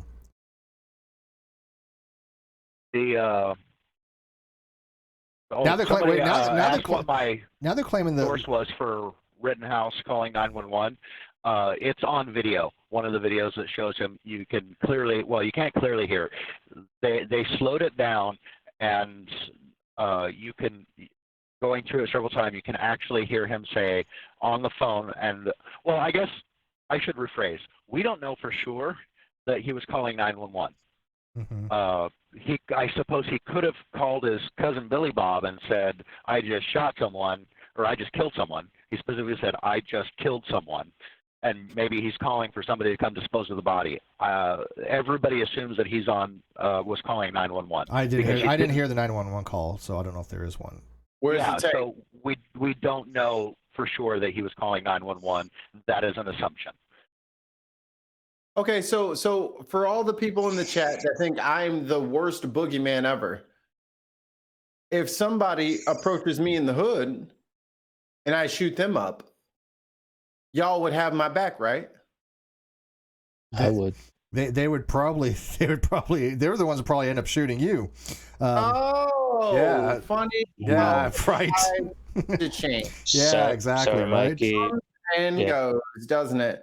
Now, when Tamir Rice had a pellet gun, and the cops rolled up on him and shot him, I bet these are the same people, right? Who thought it was like, hey, well, how did they know if it was a real gun or not? This motherfucker is dangling an AR in front of the cops after hearing gunshots, and they didn't do shit. How about the instances I'm the one that's losing my fucking shit. How about the instances of y'all wonder why I'm afraid of white people and police? Mikey, what about you don't have to be afraid of me, Mikey. I won't ever hurt you. I'll just hurt you emotionally, Mikey, just emotionally. But what about the police that have rolled up on those stitches never healed? I know those are the worst kinds of heart, right? But what about the police who roll up on black kids with squirt guns and they still get weapons drawn on them? Oh, what do you know? Don't say that doesn't happen to people, because it sure the hell does. So this is something that the chat has been totally obfuscating. They didn't know it was a real gun or not. It was just a squirt gun. It is different for me and mine. It is different for us. So when we look at what happened with Homeboy, y'all immediately go to self-defense. Immediately. But when it's one of mine, it's different. Let me look up his record. Maybe he smoked weed one time. Probably he double parked somewhere, and they start digging in. Right. And they start digging into all the character assassination bullshit. Yeah, exactly. And they poison the well, and they turn you into this awful person when it's the same shit that everybody always does. Yeah. It's okay that he had a knee on his neck for 8 minutes because he did drugs at one time. Okay. Oh yeah, drugs makes it perfectly okay to fucking murder somebody because someone has fucking. But here's the thing, Mikey. This is what they do because the character assassination shit works. We have it in our community, right? Oh, we don't like what somebody says. They get character assassinated, right? So I mean, that's them. By the way, they're doing that. We don't particularly do that, obviously. But if we say shit that people don't like, we get character assassinated all the time by people. That's like the common thing on YouTube. Character assassination is very, very common for people to try, because if you can character assassinate somebody, then you don't have to pay attention to anything they say. At least to the general public. I mean, who wants to listen to a Nazi? Even if he's making a cogent, correct argument about something, if you can prove he's a Nazi, then you don't have to pay any attention to the actual argument he's making. Yeah. It's ridiculous, but that's how things No, that's work. true. I agree with that. Social media. Like there we go in the chair right there. I have a good question. Somebody brought up a really good point. Even if he's in possession of an illegal firearm, is he legally allowed to use said firearm to defend himself? Yes. In certain circumstances, yes. I believe that in you this are. particular instance, I don't see any way out of it without a bunch of unjustified ad hoc reasoning. Yeah, if you, I mean, but then again, you're gonna still be charged with the in possession of a firearm or weapon illegally, right? For example, when I was growing up, big things were butterfly knives. People loved the butterfly knives in the 80s. Yeah, you remember those days. They're very sexy. Yeah, they're cool shit. I can't do them very well. I end up cutting myself, whatever. But I played with butterfly knives before. But them and switchblades are illegal in California, at least. I don't know about other states, but I know for a fact in California where I lived, they were highly illegal. But if you got almost any knife is illegal now. They have to be within like less than the width of your 5 inches for your hand or something like that. There's so many different laws, but anyways, a switchblade and a butterfly knives are illegal. But if you had a fight and you killed somebody with it, you can still be charged with possession of the weapon itself. But I don't think that I don't think you don't have a right to defend yourself, because that I can imagine any prosecutor going after. Look, if I had a butterfly knife and somebody tries to kill me, I'm going to kill them. It's going to happen, or at least die trying. But that's perfectly fine if your life is in jeopardy. But I still would be charged with possession of the illegal weapon to begin with. I have a very dear friend who spent long time in jail for the exact situation that you just brought up. Mm-hmm. People at a party thought he was somebody else. He got their knife away from them and protected himself with said knife because they continued to come after him, and he went to jail. For murder or for the knife? Murder. Oh, he went to jail for murder because he had an illegal knife? He used their knife. How does that work? Exactly. What if it was just purely fisticuffs, like in a combat situation? Hi, Landon. Long time no speak. Hi, Landon. I swear you're trying to ignore me. Hello. Actually, you probably don't even remember who I am. So. Hello. How are you doing? Good. I can vote theory. How's it going, Curt? I'm the Navy navigator. Are you just to jog your ancient brain that may be getting forgetful? How dare you? Are able to hear me? Yes, sir. Okay, you are here. Okay. Hello. How are you doing? How are things? How is stuff going? My latitude is good. Personally, I'm doing okay. Yeah, we're doing well. We're kind of determining, about the whole Kyle Rittenhouse thing. Whether was there any self-defense to be had there? Was it just blatant second-degree murder or possibly third or justifiable homicide? Was there a defense to be had? I think most of us are on the same page, even though I know Sandring is playing part of the kind of a defense things for Rittenhouse. I don't think he's doing it in any malice whatsoever, and he's brought up some good points. But and I'm not, and Sandring, I don't hate you. I don't hate you at all. I know, like I appreciate your input. I just disagree with it. Yeah, Oh we yeah, love you, man. that's perfectly fine. I mean, there's a lot of things I disagree with. Because you that's on as well. Well, here's the thing, though. because Here's the that's thing. because that's the thing. That's what adults do. But Mikey, here's They the thing. have different stances and How- they disagree and they talk. But this is about critical. them. This is critical. How dare But this is you? but this is critical. How dare you? Well, Mikey, How dare you flatter me with the adult Hang word? on, hang on, well, hang on, well, hang on. Mikey, I'll give it to you, well, Steve, Mikey, in a that's second. I'll give it to you in a second, Steve. This is critical. It's very important that people like a Sandring can express these views and everybody be just fine with it, because this is exactly what the defense attorney is going to do. So, to discussing it is great. It's great that we have somebody who can bring up the same things that his lawyer is probably going to bring up, right? There's nothing wrong with that. Absolutely nothing. And so I think these kind of discussions are great. And I applaud Sandring for putting forth an offense of some kind that we can talk about it. I think there's absolutely nothing, because I don't think he's actually trying to defend him per se. He's just giving the facts of the matter in different ways it could be interpreted, and I don't see an issue with that. Do you, Mikey? I just think that I just think be the facts wrong, that he's I just think the facts that he's defending don't actually pertain to this case. Well, that could be fine. He's defending That could be fine. he's defending a completely separate case. Steve, go ahead. Adjacent to the case that we're talking about. That could be very well. Steve, go ahead. well, what we're doing, particularly with Skandrin and doing. This is what rational people do, particularly those who are more. How dare you name call? Stop that with that crazy talk. I know who the hell. What is needs wrong with reasons you? for that? Speaking of rational people, we have a rational, is irrational, honest Curt. What discourse do you here know? with people we disagree with. Stop that crazy talk. Do you know where you're at? You know what channel this is? Stop it. Echo No. chamber alert! Echo chamber alert! Echo. I lost my mind. So Oh, y'all what are you go. drinking then? Because I got to get more. I'm making. I have club soda and whiskey is basically what I am making. I have Larceny Kentucky Straight Bourbon, Nice. Ooh. and I'm adding that with because this is like closest to what I can do with rum and coke. Take it for a second. I got to make more drinks, so I'll be right back. This is the I'm same. out on the road, so I can't drink anything. Someone else. I'll drink it. It's Sandrine. I will drink it for you. I will take on this burden for both of us. Don't worry. Awesome. Mike, thank you, Mike, for bearing all our burns, bro. I have to bear this cross for my friend Sandrine because he can't drink, so I'll drink for him.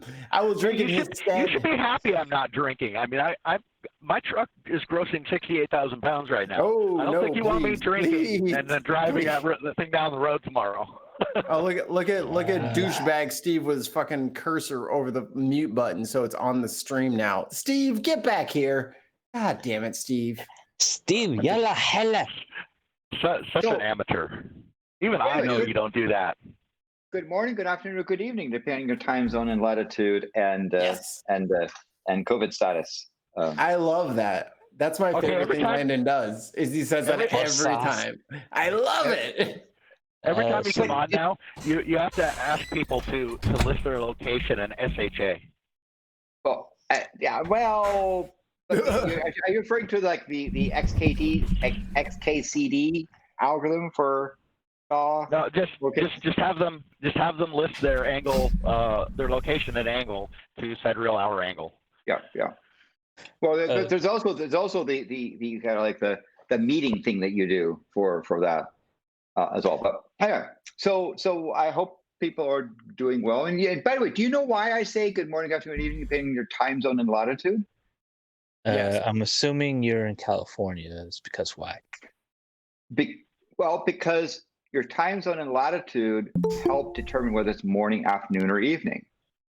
So when is morning? When the sun comes up. So you're it's almost Until- Friday, so Actually, time zone is just your longitude. time doesn't exist. No. So it goes from, it's correct, from morning until the noon hour, in which case during noon hour is good noon. And then afternoon is after the noon hour until would be good evening when you have sunset twilight. And where Is that civilian twilight or nautical twilight? if you're talking to a naval officer, it's nautical. If you're talking to an astronomer, it's astronomical. If you're talking at a barbecue, it's civil. All right. I just wanted to get that clarification. So it did, but that is right. That's a nuance. And so because of that, because it's depending on sun, latitude matters. You would not say to my friend Odmonson Scott, good morning, because it's nighttime there. And it's nighttime there until September 21st or so. So there's a case where latitude and time zone matter. So we got Gary coming in here. Gary, how are you, buddy?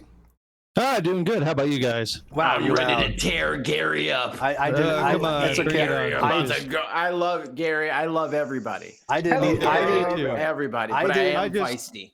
I'm a bit Gary. tired. I just got done doing a install at a hospital in Wyoming, so I rode the motorcycle up and back. Well, I so- didn't need my eardrums because Well- you came in very loud. Wow. But Oh, you Well, sorry. Gary. Well, Pull Gary, it back a little. Pull it back a congratulations. little there, Gary. reel it Pull back, Gary. All right. I know you're excited. How's that? Is that better? Yeah. Pull it back. Yeah. Ooh. Let's All right. go, So what Gary. do you got to say about this, Gary? Because I know you're in the live chat, just going around, just going to town on this. On the Let me cut off Gary right now. I'm just kidding. That Go was ahead. a joke. Come That on, was Mikey. That was a joke. It was a joke and a bad Come on, joke. Mikey. But I had to say it. I had That's to say okay. it. That's okay. I love you. That's I right. love you. It was a joke. Did I go meow? Okay. Anyway, well, first of all, I really don't think that he should have been there with a firearm in the first place. If he's I that agree. young, We all agree and upon does that. not- Yeah, I don't think and anybody does does. and does not have that. He is going to have a positive defense in that he was trying to run away. Right. That is his positive defense in that aspect. I agree. That's how Okay. they're going to do it. Yep. That's how they're going to do it. He is basically going to become the poster child for the NRA, the militia type, the 3%ers, those type of people. Mhm, And they are mhm. going to throw a lot of money and a lot of propaganda out because of what happened. It's No. horrible that 2 people had to die. That's the bad part. I mean, that's just yeah. So Gary, tell me this from your face. I want to hear this from you. okay. The NRA has noble intentions. Perhaps. Let's Maybe at just- one time. I don't think they At do one it time, anymore. yes, but not now. No, I hate we the can- NRA. We can say in theory, maybe not in practice, that the NRA has All noble right, in intents. theory, if we'll run that. Mikey, if you were to look at the indictment from Yeah. the New York attorney regarding what the NRA as an organization has Yeah, they're done shit. and its leadership, Yeah. They're even shit. if you believe in the so-called ideals, that is not the NRA organization. If you dressed the up the id- word organization and you said NRA concept, you might have a chance. Yeah, that's a Yeah, very good point. There are NRA two different NRA things. is- Let's go Yeah. concept. Let's go Yeah. concept. NRA has Concept. gone way, way, way away from their charter. They're pretty much nothing more than a massive political lobbying organization. Sure. Yep. That's Pretty really much. all I agree. they are. I That's agree. And really all they their are. revenue Worthless. collection stuff, they get suckers to pay Yeah. their membership, and then they go and squander it on votes and other sorts of things. Yeah, I dropped my NRA membership like 20 years ago. Oh yeah, when I saw you're, the you're paying for those NRA elites to live the good life. I'm sure. No, I'm So- not paying so that I dro- shit. So let's I say I dropped NRA my bad, NRA. NRA bad example. Let's say the N2A. Even This is Oliver North turned state's evidence on the NRA and is helping the government of the state of New York essentially decertify them. They're in danger of losing their incorporation status. And Yeah, Oliver their North is helping corporation them. and also their what do you call it? Their state tax. Would that mean they reset. lose their lobbyist? Well, Curt, Gary, you're missing one component. Trump is in office, so that's not going to happen anytime Well, soon. that- Well, not unfortunately. anytime soon, but that's For only No, a few you're more missing a months. component. This is being done by the state of New York. Yeah, it's a state of New York. It's what is it? Is it a Southern District? Yes. Yeah, Southern District of And, New and York. Trump doesn't have too much Baby. time left, but he can't stop what New York's doing. But Right. so let me ask you though: would that if the NRA did lose their incorporation, if they lose their charter, would they then lose their lobbyist? No, because the No, lobbyists work absolutely at a not. federal level. They might lose their. They won't be able to lose their lobbyists at any level because Wow. that's freedom of speech. Okay, so they still they're still That's- a powerhouse organization, Right. That it's still protected. Yeah, their freedom of speech is speech is still protected by the First Amendment. So I want to ask you Right. something, Gary, because you just mentioned something. I'll turn it back over to you. So, Gary, you were talking about their defense being that he was running away, right? He was trying to flee. He was trying to get to the back to the police. He was attempting to flee, and he was unable to flee. But Wisconsin still has stand your ground castle defense laws, right? I mean, you have no under no onus to actually flee if your life is in danger in Wisconsin, correct? Correct. Okay. But one of the things is if they have the ability to flee, that you have to have the option. If they have the option to flee, then they should. That's called a partial stand your ground law, though. Right. Yeah, but that's also, I mean, even if it is like they say, a stand your ground state or castle law, they still, that will work as a positive defense because he was trying to leave. Okay. He was trying to get out of the situation. I have 3 concealed carry permits. I do classes. I've done tons of classes. I've got a couple. Are you in Colorado? I'm not trying to travel to get my shit learned. Okay. Can you up your shit in Illinois possibly so I don't have to leave? No, you have to. Illinois is a very specific state. Illinois. I have 3 different over here, please. I have 3 different permits. Okay. I have Arizona, Utah, and Colorado. Those 3. And then you're gonna get Illinois next. Gives me 43 states I can carry in, but not Illinois, New York, California. New Jersey, California. Right. There's a bunch of them that Massachusetts. Whoa. I'm not trying to play the black out here, but those sound like very black states that you're naming. It's almost like they don't want people to conceal carry in black states. What the hell? It's weird. It's weird. No. That sounds like if you look at the legislation after the Black Panther Party started doing neighborhood defense. Don't say that right now, Landon. Landon, don't say Black Panther right now. Please. I'm in mourning. Right now, please. Yeah, he was only 43. 43 years of age. Let Mikey mourn for a minute. I'm tore the fuck up right now, Landon. I've been trying not to cry all day. Hashtag too soon. I'm so sad. Yeah, colon cancer is no joke. My brother was diagnosed with colon cancer at age 40 as well, give or take. He lived another 10 years only because he had aggressive radiation and chemotherapy that made him sicker than shit. But he did make it to 50 and passed away. Colon cancer is very, very aggressive, and I do think that people probably should go at least age 50, but get checked and get a colonoscopy. I know it runs in my family, and I should go get one. And I'm being a hypocrite here, but people should go get one.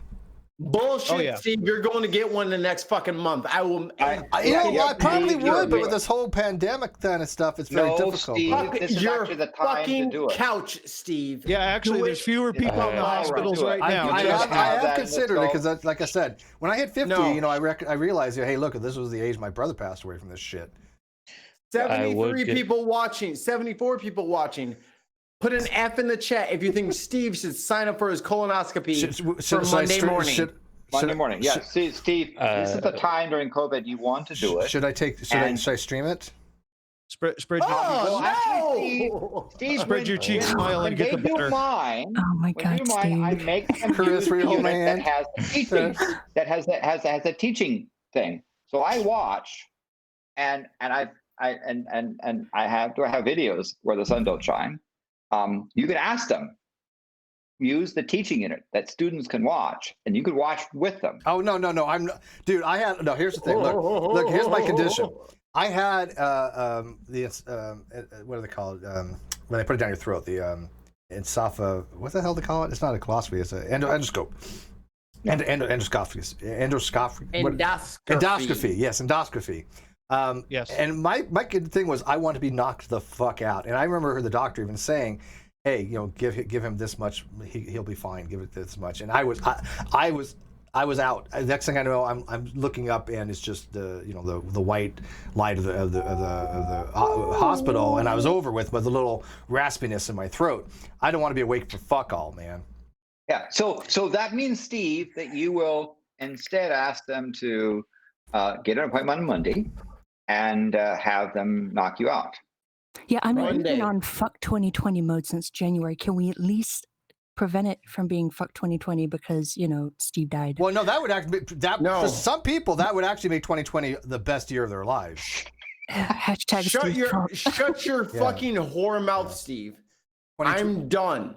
I'm done with men being insecure about no, getting colonoscopies. No, I don't give a shit I'm about done. that. That's not. I really couldn't care less. That Everybody, everywhere, Doesn't faze me at all. everywhere. Go get a colonoscopy. I know you don't want to because you're Mikey- over 40 and you're insecure about your no, bum I don't hole. think that's the reason. Well, that's Mikey- not my Get reason. it done, please. There's always time for lubrication. Well, Mikey, I'm I more would, afraid but what they're fine. unfortunately, I got. Mikey. Well, Mikey, unfortunately, I would, but the problem is with my recent diagnosis of COVID, I recently found out I don't have health coverage to afford it. So Then you need to get a GoFundMe and we can fund that shit for you. You need healthcare. We don't live in Canada or the UK or Sweden where they actually care about their citizens. We're going to have to go ahead and go. I ahead will and call the fund that for VA you. Monday and see, because I've been telling people I need to go get a full physical anyways, and I do, and I know I do. But I will call them. But on Steve, Monday. that's not an excuse because physicals they don't do colonoscopy. No, I'll include that in there. No, I'll include that. In They there. don't do it. They don't do a colonoscopy. No, I said during I'll a include physical. that. I will include that with a regular health checkup as well because I All need. right. Shout out anyway. to Sweet. Sweet. Let's team up on this, huh? Oh, I- no. Oh, Y'all I are have- not wait, medical wait. professionals. Wait, now I you just have a have. horoscope. Wait, hang on. Shut up. And some lube. Hey, shut up. how Now, does Sweet shut y'all up. not medical Shut up. Now professionals? she's just not playing fair. She's talking about her and Sweet teaming up with me. No. That's just not. That's playing dirty. Y'all can't both bring That's your just own dirty. That's cameras. not fair. Sweet. I got a horoscope. Nope. Okay, That's Steve, cheating. You have Cheating. not seen Dirty. Oh, The Steve McRae IMAX film. Coming to your seat. She's bribing Coming to your me. Her and Sweet getting dirty with me. See this? You see how they operate? They use a feminine wilds to try to get their way. See this? It's so not fair. You should have did it. You should have did it anyway, Steve. Steve's You're seen over my 40. clam. Steve's seen my clam. Yeah. Oh, the bearded clam. She had a really nice Yes, picture of her yes. clam. It really was Like awesome. that would be Steve's brown IMAX film. Brown eye. You see Brown how Mac. see how she manipulates. This is yeah, okay. It's fine. No, don't you try to joke your way out of this, Steve. You're I getting a said I'll call on colonoscopy. Monday. What else do you want? Well, Go right now. Steve, It's it's fair to Saturday. say Walk out of the room. I know Wait, they're wait. closed, but go and wait. We Oh, want wait. you to blog about the experience afterwards. We're just trying to keep you around. Oh, We'll now play you're down being very nice. Stop easy. that. No, Landon, keeping your Landon, eyes are you open for good? you. Yeah, Landon, are you I'm- good? Yes. In fact, I had mine 4 years ago, and I have it scheduled on my calendar for 7 years from now because I'm now on the 10-year cycle, and I can even tell you the date that I'm getting my colonoscopy. Colorado biker, are Yeah. you scheduled? Actually just had one about 9-10 months ago. Okay, cool. So, Who else is yeah. over 40? Is Anderine? Steve, other Yes, Steve? I am over 40. I Okay. am 43. When are you scheduled? I am not scheduled. Motherfuck. I will blow up your goddamn Twitter for life if you do not schedule it. You think I'm playing with you? You think I have shit You to do can with my blow life? You can blow up my Twitter all you want. I check it about once every quarter. Just using your little pinky doesn't count. It doesn't. Oh Lord. What about my But thumb? yeah, Will my yeah, thumb so- count? Thumb might be a little I bit can check better, my but I crotch. don't think you can get the penetration can- you need. Steve, I I can did double warn the you. I would prostate start check. stuff here. Really? Yeah, well, it is something you need to do, and you might as well have fun doing it. So I actually have, I make an event, and of course I also as people like maybe David even heard it. I came home afterwards and went online for those people that were in Pimp Monk's thing, and I got to experience what I'm like completely high and out of my mind. Oh, I love that. Oh, okay, a little quick. Dilaudid. Let me read these. Dilaudid. So real quick. So Josiah at $5 says, "I have a flashlight and a garden hose. Get it done." Just saying. If you had a medical degree, would talk. God, the scummer. Jeff says, take it from somebody who has just had a firsthand experience with a colonoscopy. Definitely get yourself well sedated. The laughing gas doesn't cut it. You bet your ass. By the way, I do like laughing gas. That stuff does work. It is Nitrous awesome. oxide. Yes, it is awesome. It is awesome. Yeah, Steve, no, I would be other well Steve- sedated. Hold on. Other Steve almost slipped out of this one. Other Steve, are you over 40? I am 32, so I'm not qualified. So All that right, excludes me. you sneak through at this point, but I'll be looking back in 8 years. I'm a older sneaky than bastard, Smile. so You think I'm gonna forget? You're wrong. Get everybody playing doctor. No, I older than love my friends, and I will be. I know we on love you too. your ass. I love my friends, and I'll be on your ass. That can't be taken out of I'll be context. on your ass to get a Yeah. colonoscopy. No way that's Just going bring to the be lube. taken out of context. God, the joke. Yeah. Well, if Mikey you're talking likes about being, Mikey They're likes right being there. friends with particularly special benefits. sure. And if you're talking about health, that is Miss Crane, you calm down. related to male stuff. How many people are doing check for testicular, cancer, right? Testicular? Women do breast chest. How many people do testicle? My wife check? does that for I me. had actually. Stop it. I was Inappropriate. I had what's She called does. years ago. I had it was called what was it called? A hernia. No, I have a hernia. No, I still have that. No, it was the inflammation, epididymitis, and they checked for that. But yeah, that was a long time ago. By the way, epididymitis is not pleasurable if you ever Yeah, have blue it. waffles. Sounds like it would be painful. Yeah, it's not Stop it. pleasurable. Don't say it like that, Miss Crane. So my by the way, just first thing, my colonoscopy appointment is on June 5th, 2028. See, thank you, Landon. Thank you for being a responsible over 40 male. Oh, I'm looking at all the rest of y'all. Be responsible. Curt, I know this is a little late, but I'm on my second glass, about to be probably my final of Captain Morgan Spice Rum. Hey, that's what Excellent. I'm drinking. Well, Can I get a cheers? Can I get a cheers? What are you to drinking, Chadwick Mikey? Boseman? cheers. Mikey, what are you? Cheers to Chadwick. What are you drinking? Case gone. What are you drinking, To Mikey? Chadwick Boseman. This is Bacardi and a energy drink that I'm hoping will sponsor me in the future, so I won't say their name. Energy drink and Bacardi. Okay. Thank you. Lightweight. Thank you, Chadwick. As a black man, you were my Superman. You were my very first superhero, and I didn't get to experience you until I was almost 30. Thank you for everything. Rest in power, King. Wakanda forever. Cheers.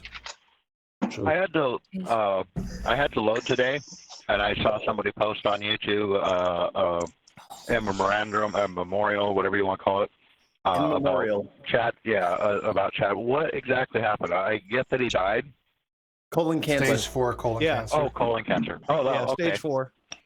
Okay. He's been battling for it since Yeah, 2016. it can be very persistent. Like I said, when my brother had it, they took out 6 inches of his colon, and then it just it progressed to his lungs and lymph nodes. It eventually metastasized and killed him. Wow. So colon cancer is nothing to be trivial.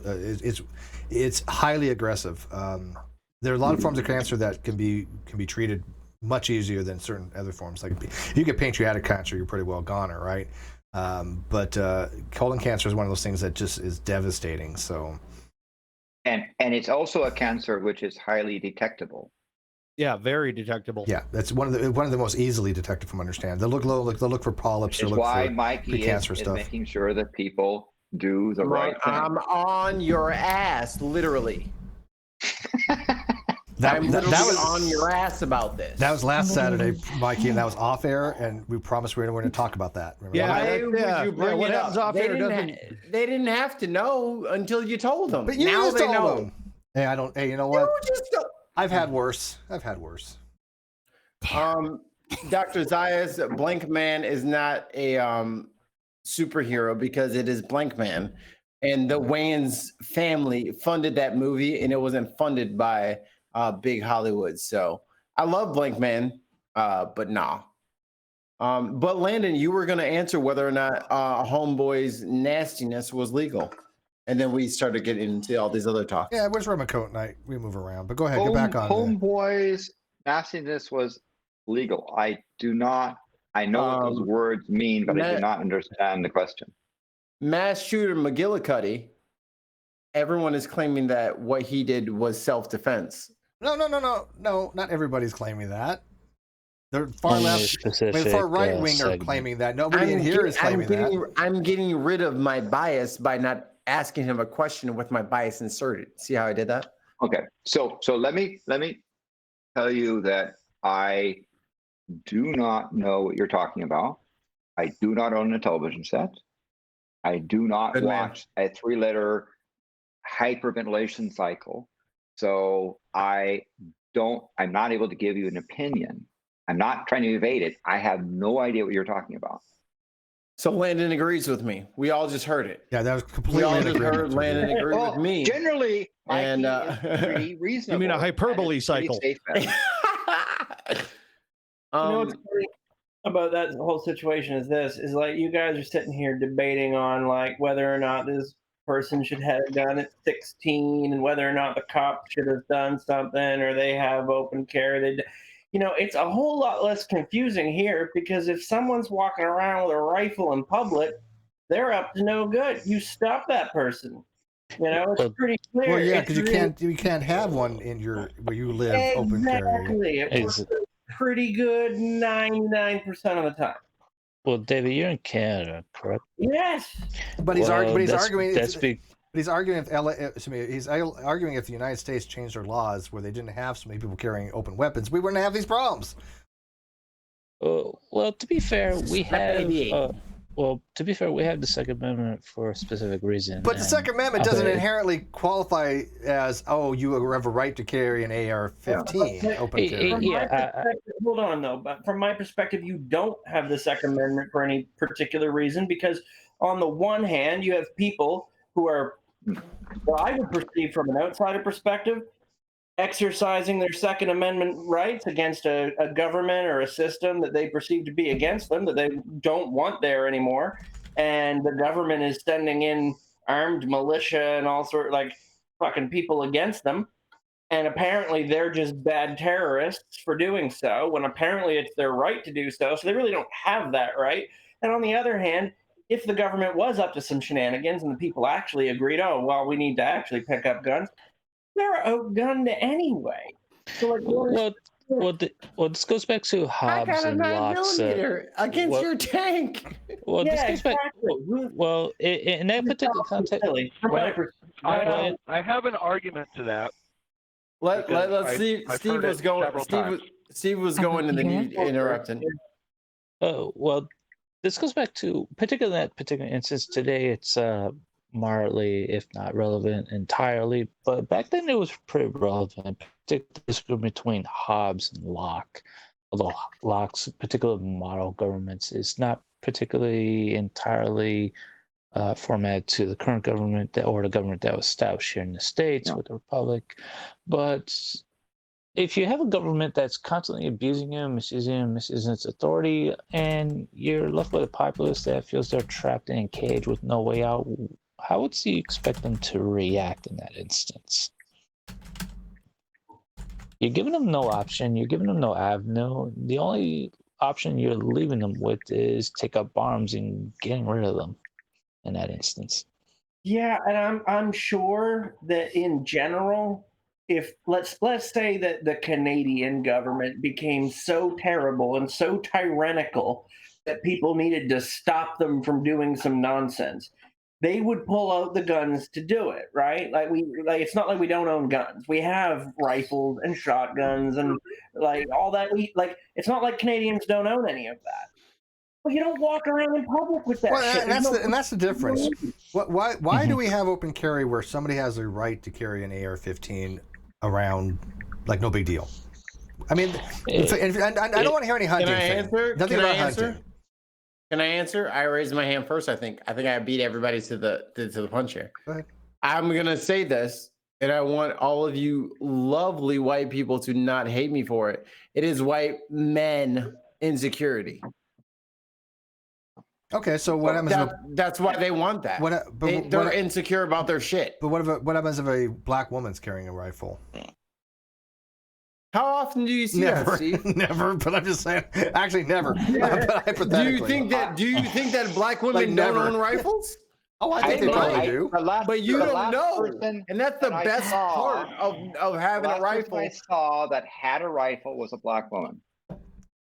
Open And she was carry? at a Landon, that's marksman's because range. you've been to South. Oh, at a you've marksman been to the range. South Pole. We're not talking about that. We're You're talking about better open than us. carry. She was a precision marksman. Yeah, but we're not talking about shooting that. guard. We're talking Yeah, about I know- open I know- carry. Landon, you're better than us. We get it, Landon. You're Right, better. I'm but probably going just- to espouse a very unpopular opinion here. I don't Oh, know. Shit. Oh, what? Say it slower. Say it slower. I'm listening. I kind of think that the reason we don't see too many black women carrying rifles in this particular country is because right at this time, that could be literally a death sentence. Just an automatic death sentence. Oh, I'm what? a brown person. Yeah, Why would she you has a say point. that? Hold on, She has- you- I'm not saying. No, you I'm have a not point. saying I actually don't disagree with you. People, I'm hold saying. on. Are you No, I'm suggesting not- that it might be the case that one group of people can easily exercise their Second Amendment without too much concern, and another group of people might try to do That's so? one of the things behind white privilege. What? That's crazy What talk. did you say? Now, I am not. What I'm Yes. not saying here is all white people. What I No, am no, I saying don't think- is enough of a percentage in certain locales Yeah, no, I that think I it agree could with you. be a very existential threat for Yes. any person of color, whether black or not, but specifically those at those intersectionalities between gender and race. I mean, we have black women who are arguably some of the most vulnerable in parts of our current society. If they were to be seen open carrying, it's open season on them. I mean, that's a threat to many things, including some very Some. fragile egos. And I mean, we as white people, okay, let me back up for a moment. I come Back from up. a very, Can you back up for a moment, please? Dude. God damn. I will Give her a finish sec- this sentence if give it's her a less than sec, you do. Mikey. No, I'm kidding. Oh, no, I come from a very, very fundamentalist. Where do you come from? I'm done. God That was damn my it. last joke. That was my last joke. My last joke. I'm done. I give up. That was my last joke. Are you done? Yeah. I come that from was good. fundamentalism. I come from fundamentalism, and I'm a woman from fundamentalism. And I know from firsthand experience, other people who have never been there cannot understand what we feel on a day-to-day basis when we're living it. Now, us as white people, though we may sympathize very strongly, some of us may even empathize with some of their discomforts, but as white people, we can never fully empathize with the extent of their discomfort just from walking outside their house in certain parts of the country because we don't live in their skin. And until we've felt the risk that some of them endure in certain areas just from walking around, just from crossing the street, we can't understand the tension they might feel from doing everyday things, let alone open carrying. Why would they want to risk that if they can't even guarantee that they can walk across the street without being killed? That's all I got to say. I have a question. Yes. Why does everybody hate the AR-15 so much? God damn. Statistically, it doesn't kill very many people. Can I give you the obvious answer that you're obviously missing? Yes. You ever I been did black? ask a question. You're right. You ever been black? So you haven't been black. You know what scares me about white people?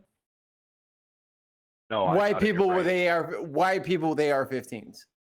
Because y'all don't even shoot the motherfuckers that y'all are mad at. Y'all shoot just people. Yeah, it's because it's been maligned by the scary to media, me. and and they look scary.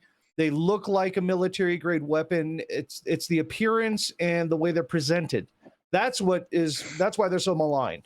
I I'm love it. starting to think that we should be using our privilege to be Black people's designated white person with an AR-15. I mean, and that's what we thought Homeboy was. He started shooting everybody. It was like, oh no. Yeah, and by the way, the AR-15 is it's not technically a military grade weapon, but it is. No, it's not. It is clearly, like it's clearly an assault style type weapon. It looks like the M16 as well. Yeah, well, it's the non-militarized version of the M16.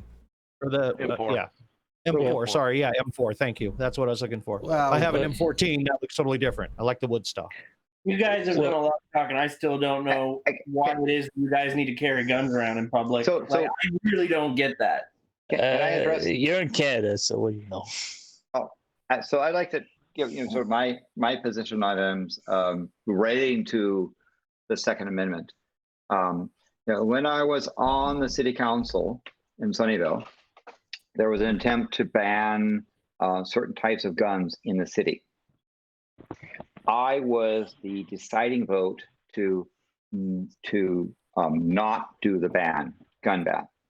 I cast the deciding vote, and I did so in part because I believe that the gun ban would be unconstitutional, and I swore an oath to uphold the Constitution.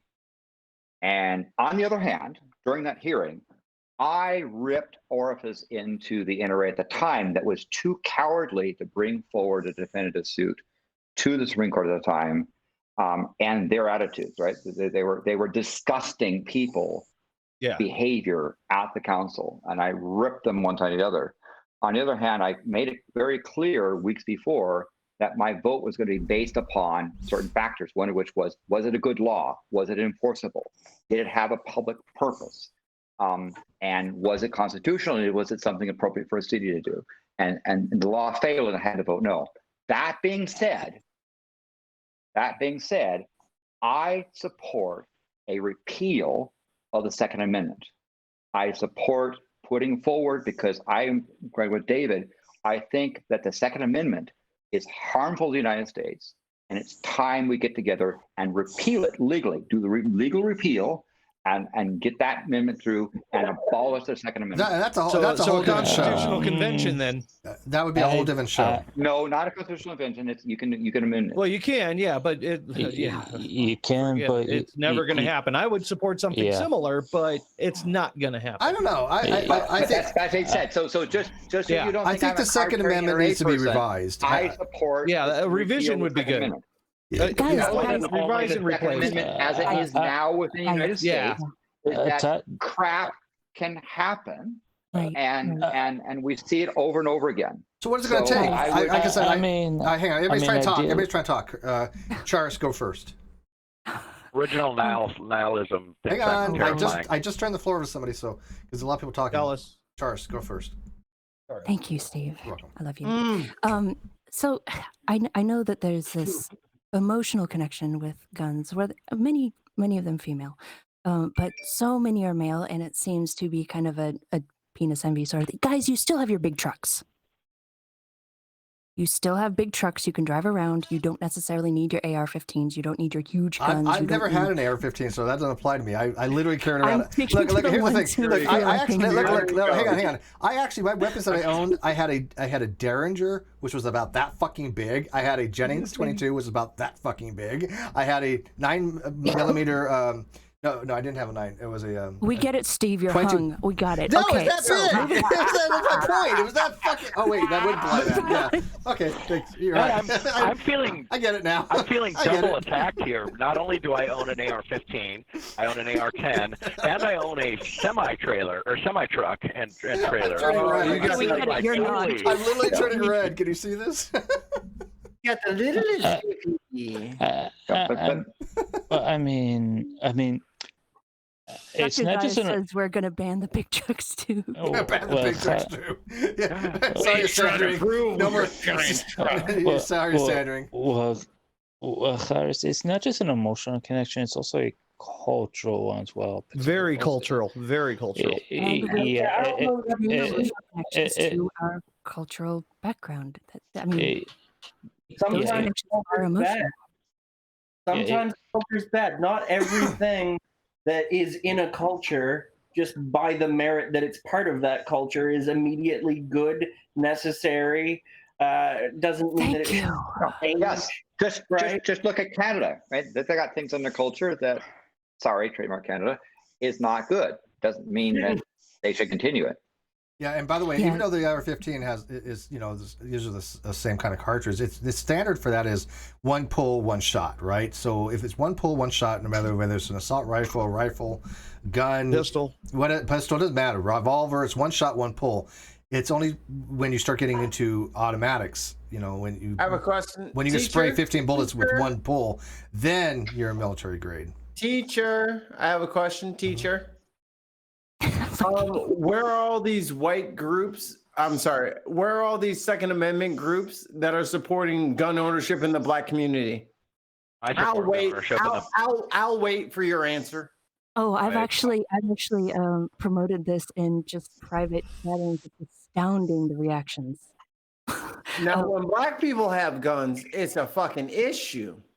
No, it isn't. Not necessarily, no, because there are. I'm trying to remember the name, but there are a couple of groups that actually do. Mr. McInnes, please let these people continue to dig. It's Sandering, and then I will fuck up Colorado Biker next.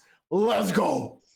Let's get ready to rumble. Oh, sorry. So I will point out that even for example, the precursor to the NRA decided that the gun laws needed to be repealed when the Black Panther Party started showing up in things to protect stuff. I mean, you had, and again, I'm not talking about that movie. I'm talking about the real Black Panther Party. Yeah, they thought their ways of. They were like, hey, this is maybe not a good idea because now the Black Panthers were army themselves. And even the same rules. The Black Panthers who defended my mother in going into integrated schools in St. Louis.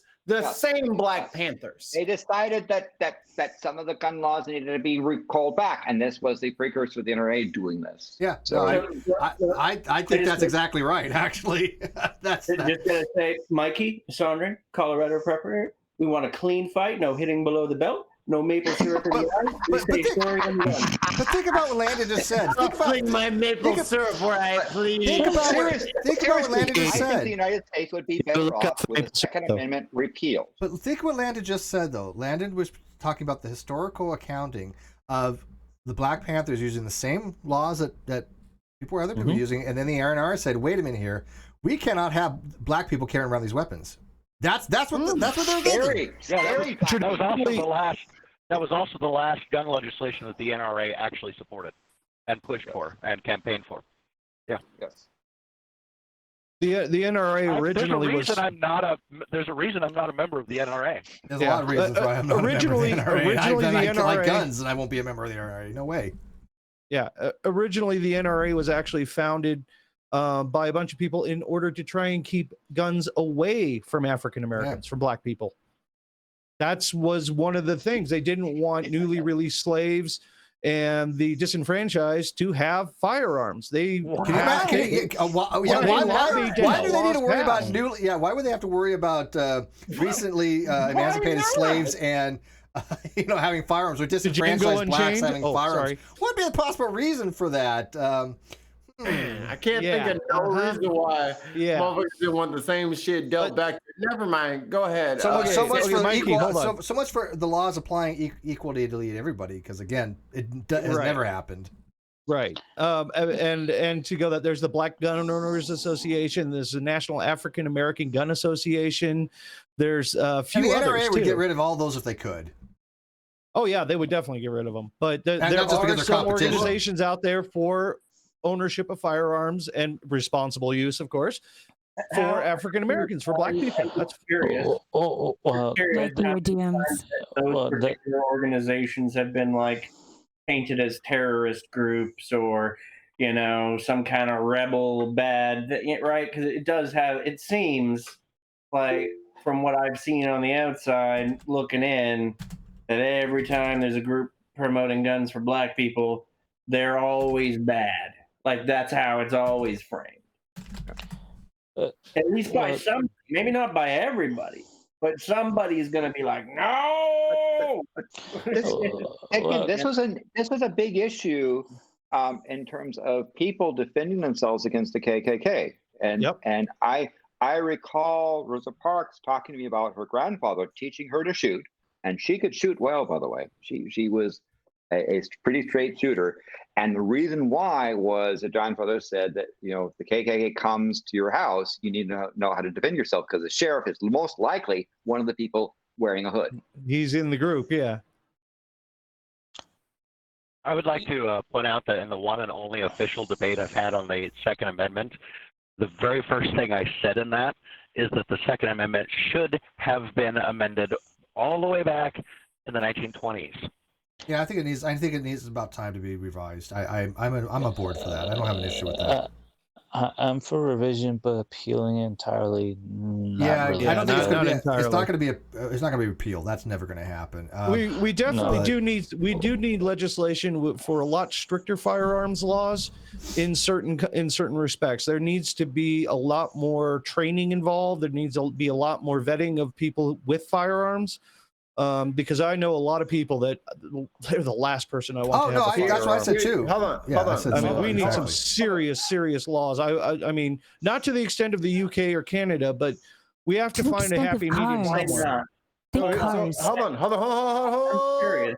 All right, you guys all talking over each other. Go ahead, Mikey. Hold on. Here's how we get those laws to change.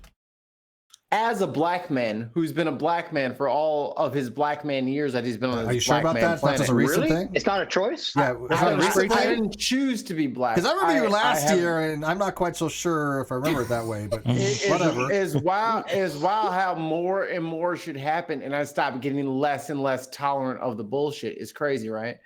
So here's if we want the NRA, if we want the Second Amendment amended, all y'all black people looking right now, all y'all watching right now, listen to the stream, watching the stream right now, go apply for your FOID card. Register a firearm in your name. If 30% of black people apply for a firearm, they will change the law. Yeah. That's just how it works. Yeah. They did it before. You're probably right. Even if you don't buy a firearm as a black person, as long as they know that you're able to own one, they're going to change it so that we can have one, and that might possibly save a lot more people from the next mass shooting. So let me ask you this. Hang on. Apply for the card. I will send you the $10. So let me ask you this. So hang on. A lot of states don't require that card. They don't. That's only Illinois. So let me ask you this. The other thing I would suggest is that African Americans go and apply for carry permits. So let me, everybody. Here's a strange thing. I would actually feel safer with a bunch of black African American Panthers carrying AR-15s in an area than I would a bunch of redneck hillbillies with rifles any day of the week. I would feel much safer because it's not the Black Panthers going around shooting up shit. It's not the people. They're not trying to aggravate people. Landon and David, you're a history buff. How many bullet holes were in the Black Panthers headquarters that night? How many were ingoing and how many were outgoing? It was something like 400 or 500, right? I counted 366. There we go. And you might say, because I used to go regularly to the house in Oakland next to their headquarters. Landon. Okay. You know that Huey Newton and Eldridge Cleaver, I knew them personally. See? Y'all think I'm crazy. Y'all called me crazy all day. And Landon comes in here and he's on the same fucking page. I didn't disagree with either of you. I agree with both of you. Somebody said we need to. I think it was Colorado. There, we need to change the laws, but not like Canada or the UK. Why not? Why not? Why not? Or Australia. Do it like Australia. Because it's worked in all of those places. Because not like Canada is the popular thing to say. Well, I want to be like Canada because the phrase being like Canada. If their answer is we have too many assholes running around to get rid of all the guns and we're worried that they'll get pissed off, well, you got a bigger problem on your hand than just the fact that there's too many guns. Well, I don't think it's too many guns is the problem. I think it's too many fucked up people with guns is the problem. Exactly. Yeah. Well, David, having a lot of guns is not a big deal. It's the people that have them. And of course, look, if America starts changing things now, sure, we might get to the position years in the future where we'd be like UK or Canada or Australia, where we just don't have these types of weapons available, or they're for home use only, which I think is not available. Most of the guns you have available in the States are still available in Canada. Now, mind you, you guys go a little far on some of the like military grade shit, but in general. Right, but carrying them open carry is the biggest problem. Canadians as most U.S. areas. But carrying them open is the bigger problem. Having a weapon in your house, it's in your house. It's in your house. You can have whatever the fuck you want in your house, and it's legal. Or you want to go to a shooting range in Canada, your gun goes in the that's back fine of the too. in the trunk in a lockbox. But I am talking about the people that are actively carrying around AR-15 strapped to their back, walking around in militant type. Think of their paramilitary. Think of their vigilantes. Like they go to a state house and they're protesting against people having to wear masks, and they show up with guns to try to intimidate the legislature, right? Yeah, that we see happening. Yeah, we see that happening. Imagine a bunch of black people walking into the same place. But a black guy having a knife on him is apparently death sentence worthy. So that's what I'm saying. Like having a fingernail file is a death sentence. And no, I'm not saying any of you guys have been arguing for this. I am talking about other people who have. I'm not talking about anybody on this panel. But the Republican National Convention told us that America is not a racist country. They told us that at the Republican National Convention. But I've been told that I'm a race baiter. I've been told that I see everything through a racial lens. Hey, dumb bitch, I'm black. I've grown up here. Yeah, that's how you're you dumb bitch. And that doesn't make you. By the way, here's the thing. Black people are treated in this country Mikey, because contrary to what your fucking fantastical mind believes, Mikey, white people see me as black. Mikey, hang on, Mikey. Dumb bitch. Even if it's hang on, can I speak? Mikey, even if it's true. No, you can't. Steve, can you please speak on this? If you the old white guy in the room wants to speak. Tell us what you want. Yeah, the old white guy in the room wants to speak. Steve, go ahead. So let me tell the black guy from an old white guy what's going on. Can you guys stop interrupting? Steve's trying to speak on black people right now. Exactly. Hurry up, people to notice Stop interrupting Steve. Steve, please, Mikey, just because you have those filters doesn't mean your perceptions are incorrect. Because I think Landon and I both agree with your perceptions. So no, I'm a racist because I think I would never, for the life of me, call you racist. There's nothing racist about you. No, I'm a racist because I look at a white kid who doesn't need a firearm in a place that doesn't need firearms, firing off That's not racism. That's just common fucking sense. No, but I'm racist, Steve, because that's how loose the label has become. Because people want to give up the hard yeses and the hard no's. Yeah, no, that's true. What racism actually means. I agree with you. So when motherfuckers go out there and say that, they didn't let me shop somewhere, or they followed me around someplace because they're racist. Here's the thing. Hey, I love you, but I need you to hold on a second. I love too many minority oppressed groups in here. I don't know who to give the way to first. I'm oppressed. If you don't think I can't scream over all of y'all are grossly mistaken. All right, I'll take your word for it. You can scream better than I can. All right, let's go, Mikey. Let's go. I didn't know it was gonna be that big. Well, Mikey. Wait. Let Mikey talk. Like Mikey talk. Hold on. Let me finish the thought, and then we'll get into the jokes about what I just said. Go ahead. But here's the thing. Treading back onto what I said earlier and then reaffirming what I'm saying now. Y'all don't know what it's like to be outnumbered everywhere you go. Yes, I do. I do. Everywhere you go. Oh, because I have been overseas where I was the extreme minority. Your whole life? No, not my whole life. Of course not. I have my whole life as Sandering. Yeah, you Since weren't the born day I in was minority. born, I've been surrounded by white folk. I thought you said you chose to be black. It's a choice, right? Oh God.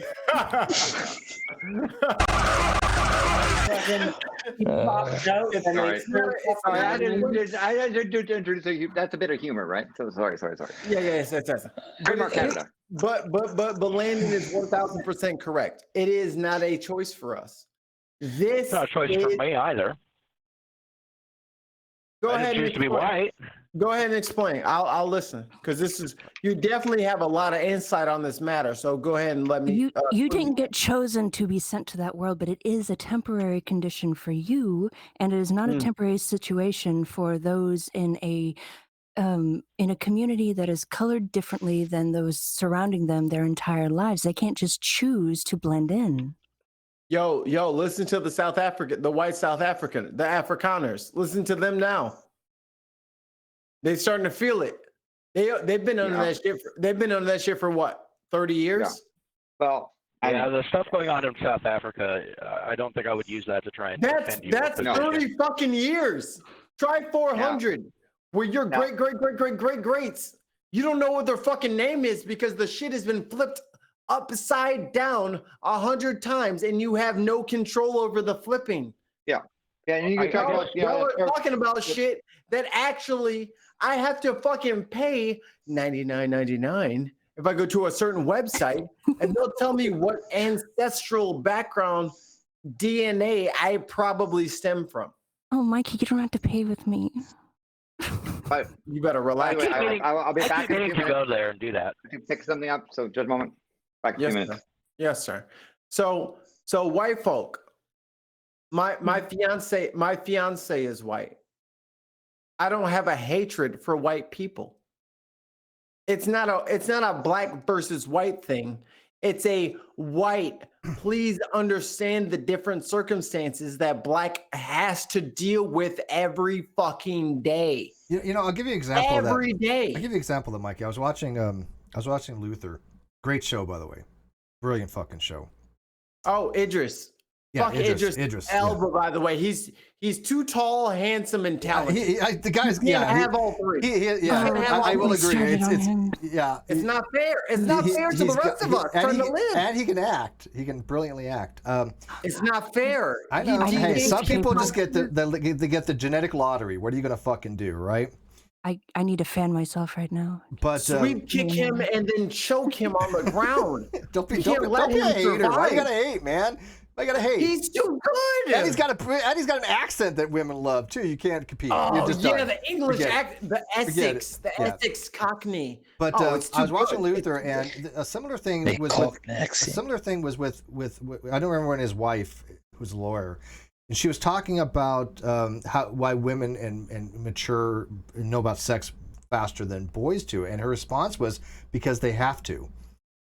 And I thought it was a brilliant answer. Same thing for like people like minorities or people that are living in situations where they have to know things. Black people have to know things, regardless. Period. Why do they look at things through a certain filter? Because they have to.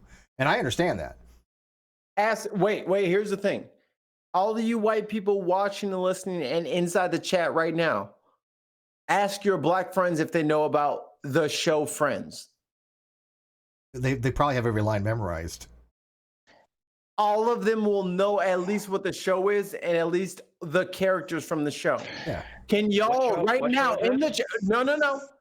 You hush your dirty mouth. I love when Mikey gets all. I'm not gonna hush my dirty mouth. He gets so demanding. I didn't catch what show you said. I just asked Friends. you to Friends. The show repeat is what show you're talking about. Friends. I apologize. I was a little overzealous. I apologize. Friends. The show Friends. Friends. Okay. Oh. Well, Mike, but can y'all name all the people from the Steve Harvey show? Steve Harvey. I don't even know these shows. I watch shows about Jesus. I mean, I don't know these shows. I don't know Friends either. I've never watched it. I've watched Friends here and there, but I don't remember all the names. Wait, Steve Harvey had his own show? Oh, I've seen a lot of Sanford and Sons though, because I didn't have much choice. That was what was on. But guys, who's Steve Harvey? You don't know who Steve Harvey is? I like Steve Harvey. Really? I think Steve Harvey is kind of a nutter myself. He is really, really evangelistic. Wait, is he the Family Feud guy? Family Feud. Wow, that happened in 2015. I'm talking about a show from like 1988. Yeah, he was way back when. I was 4. I was born in '88, so it was probably a lot later. Super chat. I would say I was super chat. Atheist pastor says. Can I read it? Yeah, go ahead. Let me scroll up and find it. We've got $2 Australian from Atheist Pastor / Chris Astley. Did someone say Kyle was going to jail? Which Kyle? Kyle's in jail. One is in jail. One is looking very, very strongly as if he's going to be going. But which one? Yes. Yes is the answer to your We're going to go with question. yes because we're talking about Atheist. Rittenhouse. Atheist pastor. Well, Mikey, this is a question I want to throw at you. Yes, you mentioned how you grew up from surrounded by an group that looked at you as an outside group. No, I did not say that. I did Well, not say that. not an exact wording, but particularly in instance Outnumbered. you're outnumbered. That would still be considered in the in-group out-group type dichotomy relation sociology. Sure. Sure. But say, for instance, it's somebody who's white who grows up in the complete opposite, surrounded primarily. Can you describe to me where that is? Me, for instance, in Hyattsville, Maryland, where I was primarily surrounded by people, most population was primarily either black or black and or Spanish. Right. So was if I pull that up right now, which I can easily do because we have this fantastical Google machine, do you think that white people were less than any other group, or they were just a part of? Like all of y'all were like thirds. I don't know the statistics off the top of my head, but Don't you worry about it, big boy. I'll look it up for you. But just in general, I didn't really see much difference between anybody, regardless of the background, color, or anything in that instance. Just to clarify. No, you didn't see that? Is Landon trying to tell us something that this conversation is toxic? No, so that wasn't something that you noticed. My COVID-19 map. But just to throw this out there, I view the whole black, white, and whatever racial category as a complete bullshit built on mythology. But that's fucking offensive as fuck, and fuck that statement. You can get the fuck out of here with that. That's bullshit. How fucking dare you, bro? Let's like see. I would never try to strip your whiteness from you, or whichever fucking category that you come from. I would never try to strip that from you because that is important to you and your culture and your heritage. But if I want to recognize my own culture and my own heritage, now let's everybody just be American and let's all just be vanilla. Vanilla That's code word for don't rock the boat. The code word for people saying don't bring your minority status to the group. Correct. Yeah. Correct. Yeah. It is easily dismissed as though black people trying to be black when it should be Americans trying to be Americans. Well, I agree with that statement. Americans should be Americans. I'm talking about specifically racialization. Well, here's the thing. I mean, if it could be demonstrated across the country that this was a thing, that Americans were just Americans and there was no discrimination between the groups, then sure. But at this point, that is not the case right now. Wait, Stephen, can you mute while you're eating, please? Sorry, I can't hear. What's that? Stephen, mute. You're eating and it's right in your mic. Oh. Yeah. Right now, it can't be demonstrated that black people and other people of color, non-black people of color, aren't being essentially, I mean, not deliberately perhaps penalized for being black, but their color is automatically putting them at a grave disadvantage. I mean, one that costs them their life. And until we can say that, until our observations can show us that Americans are just Americans, we can't just sit here and give them a different reality that they can look around them and see is not reality. Yes, they can, Crane, because they're white. I don't. No, I'm. They can, and that is the thing that I've been taught since I was born in '87. Is I'm that trying white to tell people them can? Not to. I know I'm they not can. saying. I'm not saying that you're saying this, but this is the thing: is they can change the narrative at any fucking given point. And black people or brown people or yellow people or whoever, we all have to adapt to that in situ. We have to adapt immediately. Why do you think that me and my cousin know to roll down all the windows in the car and only say yes sir, no sir to people when we get pulled over? Is it because it happened to us, or is it because it was passed on to us by the bullshit that happened to our parents?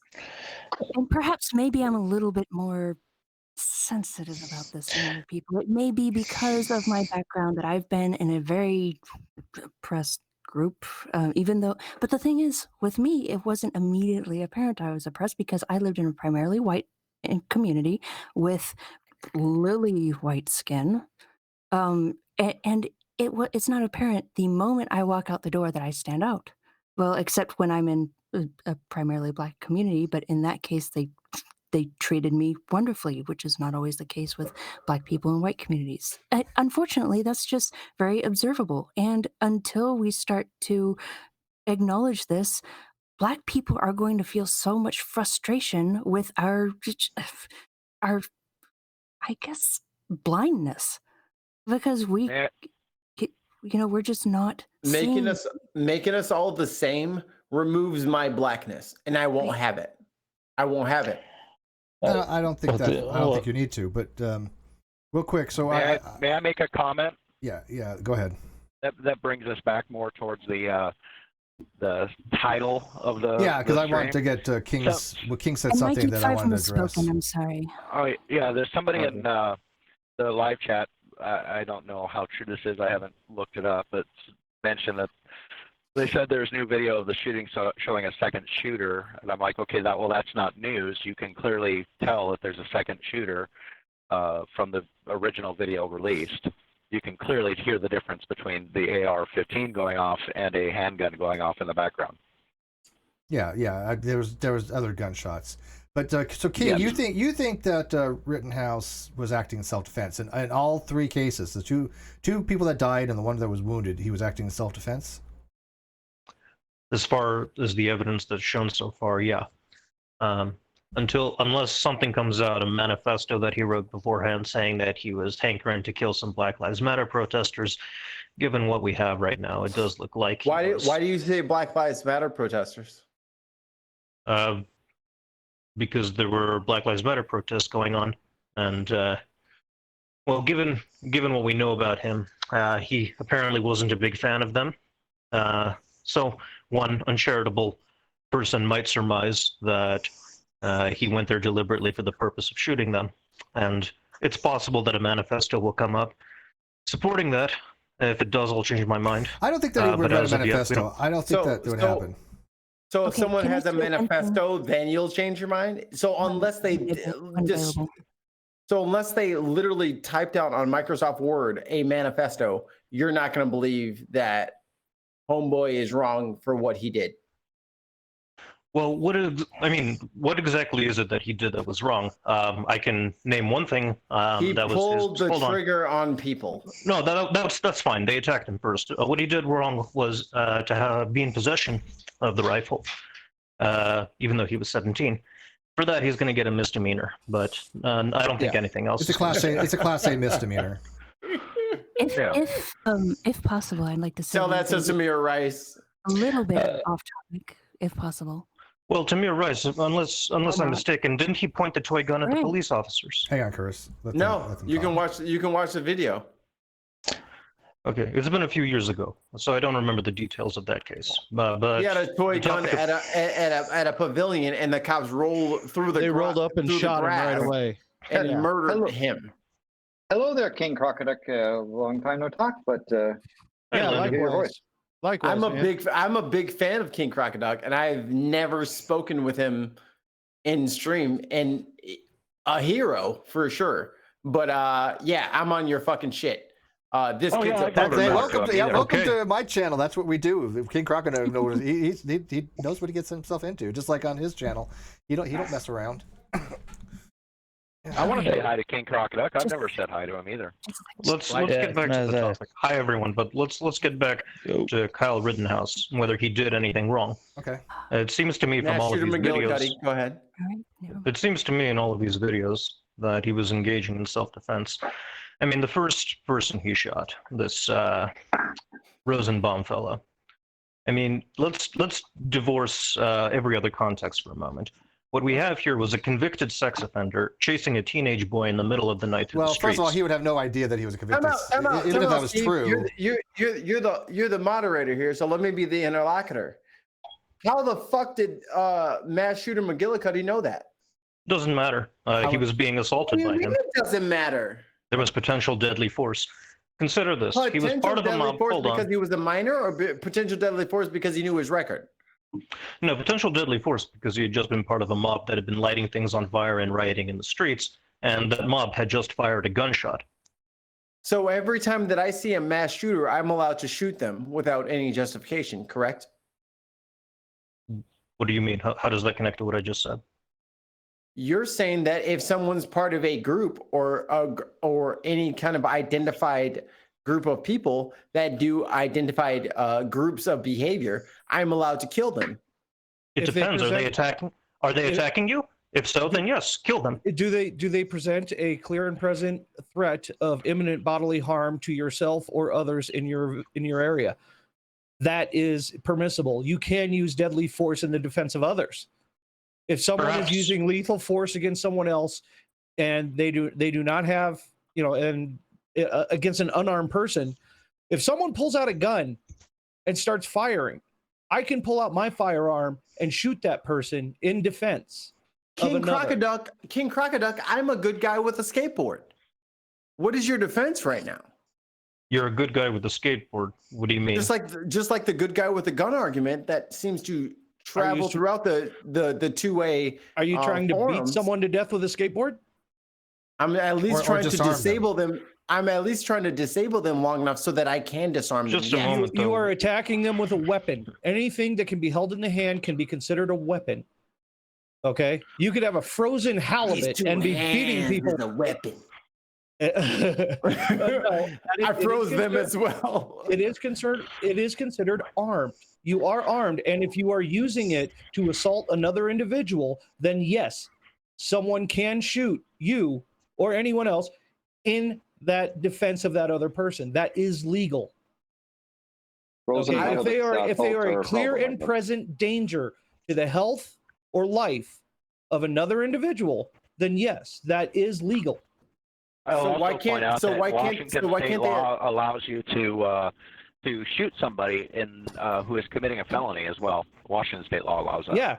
If someone is committing a felony. Well, let's stay in Wisconsin. Let's stay in Wisconsin. Yeah. Mikey, what do you have to say to that?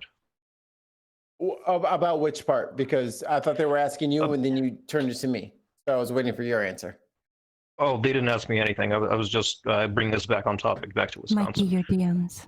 Mikey, what I wanted to ask you is, what do you think about this? About one's right to engage in lethal force when one is being attacked by people who are armed?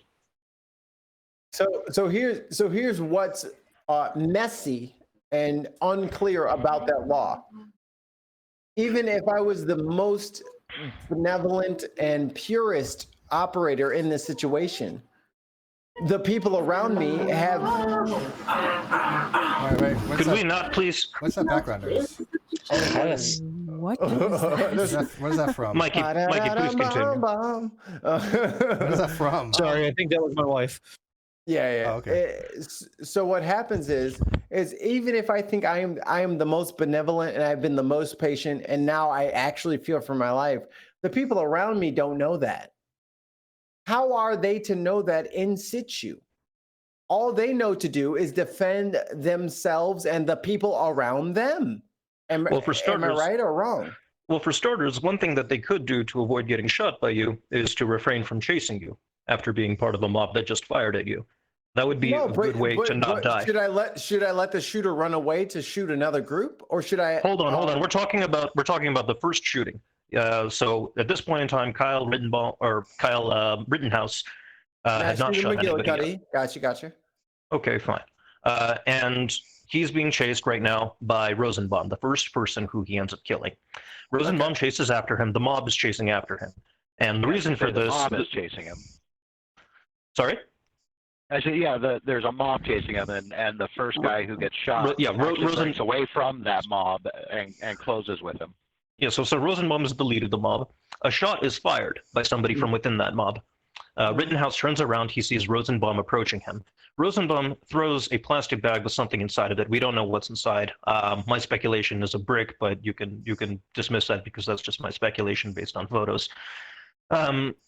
So Kyle, this Rittenbaum fellow, he tries to grab Kyle's gun, and at that point, Kyle engages in deadly force. So he shoots why him. was he trying to engage us? Why was he trying to take the gun? What do you think was going through his mind? Me or Mikey? Either. I don't know. I think maybe he watched too many movies. Maybe he thought he was going to be a hero. Who knows? And who cares? It's a stupid thing to do. He's dead now because a 17-year-old kid, or he didn't know his age, but a younger kid, obviously carrying around an AR-15, he might think that maybe that kid was up to no good. That he might have been a danger. That's why he was trying to take his weapon. So that's fine if somebody tries to go after his gun and try to disarm him. There are ways of proving that you're not a deadly agent, you're not a threat, you're not a shooter, you're not endangering the people around you. There are very easy and obvious ways of proving and showing that. Yes. I don't think that he did that. What obligation was Kyle under to meet this burden of proof? I mean, as far as I understand. As far as I'm concerned, what obligation is everybody else around him to not stop an active shooter? Because by he all wasn't accounts, an active shooter. That's what he looks like. It doesn't matter what he looks like. It doesn't matter what he looks like, and what matters is what he does. Yeah. If he hasn't shot anybody yet, they have no right to confiscate his gun. After the first one, he sure did. In situ, how do you know the difference between an active shooter and someone defending themselves? You don't. When you see person shooting, hold on a second. We need to focus. The first shooting, the one that took place with Rosenbaum, Kyle had not shot anybody yet at that point. Rosenbaum in the was first shooting, no one had been shot at that point. Okay. Prior to that point, nobody. To listen. Come on, Mikey. You know what I'm saying. I know you know what I'm saying. Let's not play games here. So we can't assume another person knows X. I can. So nobody had been shot until Rosenbaum caught up with Kyle and grabbed his gun. Why did he grab his gun? No one had seen. Nobody had been shot. No one had shot. Mass shooter McGillicuddy hadn't shot anybody yet, and someone went for his gun. That's okay. Right. Let me add something here. Okay. Yes. And it's because of firearms retention training. I don't know whether you had any or not. Anyone who attempts to disarm you is also that you don't know their intent. They might be trying to disarm you to turn the weapon on someone else or you. Okay. So you can defend, you need to also defend your retention of that weapon. That is a legal defense as well. That is true. That's true. You do not know their intent of them trying to get the weapon from you. Okay, so trying to disarm someone is also an extremely stupid move. Okay, that is about as dumb as you can get, because I have had extensive firearms retention training, and if I am given the, if someone is trying to disarm me, I don't know their intent, and I will shoot them. And the bigger thing is the first guy, if Rittenhouse hadn't done anything yet, trying to disarm him, as you said, Gary, was a very bad move. Yeah, extremely bad. And in most states and in most places, but the second guy, someone who attempts to disarm you, you may shoot them to retain your firearm. You may use lethal force. I agree with you, but the problem I have is with the second shooting, that guy, he might have said himself, "Hey, look, this guy just killed somebody. He's now an active shooter. We need to disarm him." Because he would have been just to try to. But it was still kind of a dumb thing to charge somebody with a... Hey, look, you got an active shooter. You're going to try to disarm him. People are going to try. I mean, look, if somebody pulls a knife on a plane, people are going to try to disarm him, right? There's a little bit of a difference between charging somebody with a knife and charging somebody with I didn't say you're going to prevail. Yeah, I didn't say you're going to prevail. Already proven he's willing to shoot in self-defense. I didn't say it was a wise decision. Can I say a quick thing? It sounds like hero behavior to me, but whatever. Go ahead, David. It sounds a little bit to me like if you have a situation, like a country, where everybody's running around with guns, and someone gets shot, whether there's a right reason or a wrong reason, now a whole bunch of other people with guns are going to start shooting each other. They'll be like, somebody shot, shoot the shooter, and then somebody like, there's somebody else. They just got a chain react, especially in a situation. That can happen, yes. Tension and unrest. Welcome to America. This was it's one of the reasons why we need to repeal the Second Amendment. That's why it shouldn't be there. Thanks, Landon. It's stupid. I'm sorry. You're arguing whether, and here's the other thing. One way or another, regardless of, no one should have been shot that night by anybody, all right? Because no one should have had the guns. And the fact that there was a 16-year-old that even had access, 17. where it's even considered appropriate for him to walk around with a gun with his parents. But the fact that 17, but that's not. But that's not what American. we've already established that, though. We've already. Understand, We already established Americans, that. how stupid you look to the rest of the world, how barbaric you look, how idiotic you look, how primitive you look.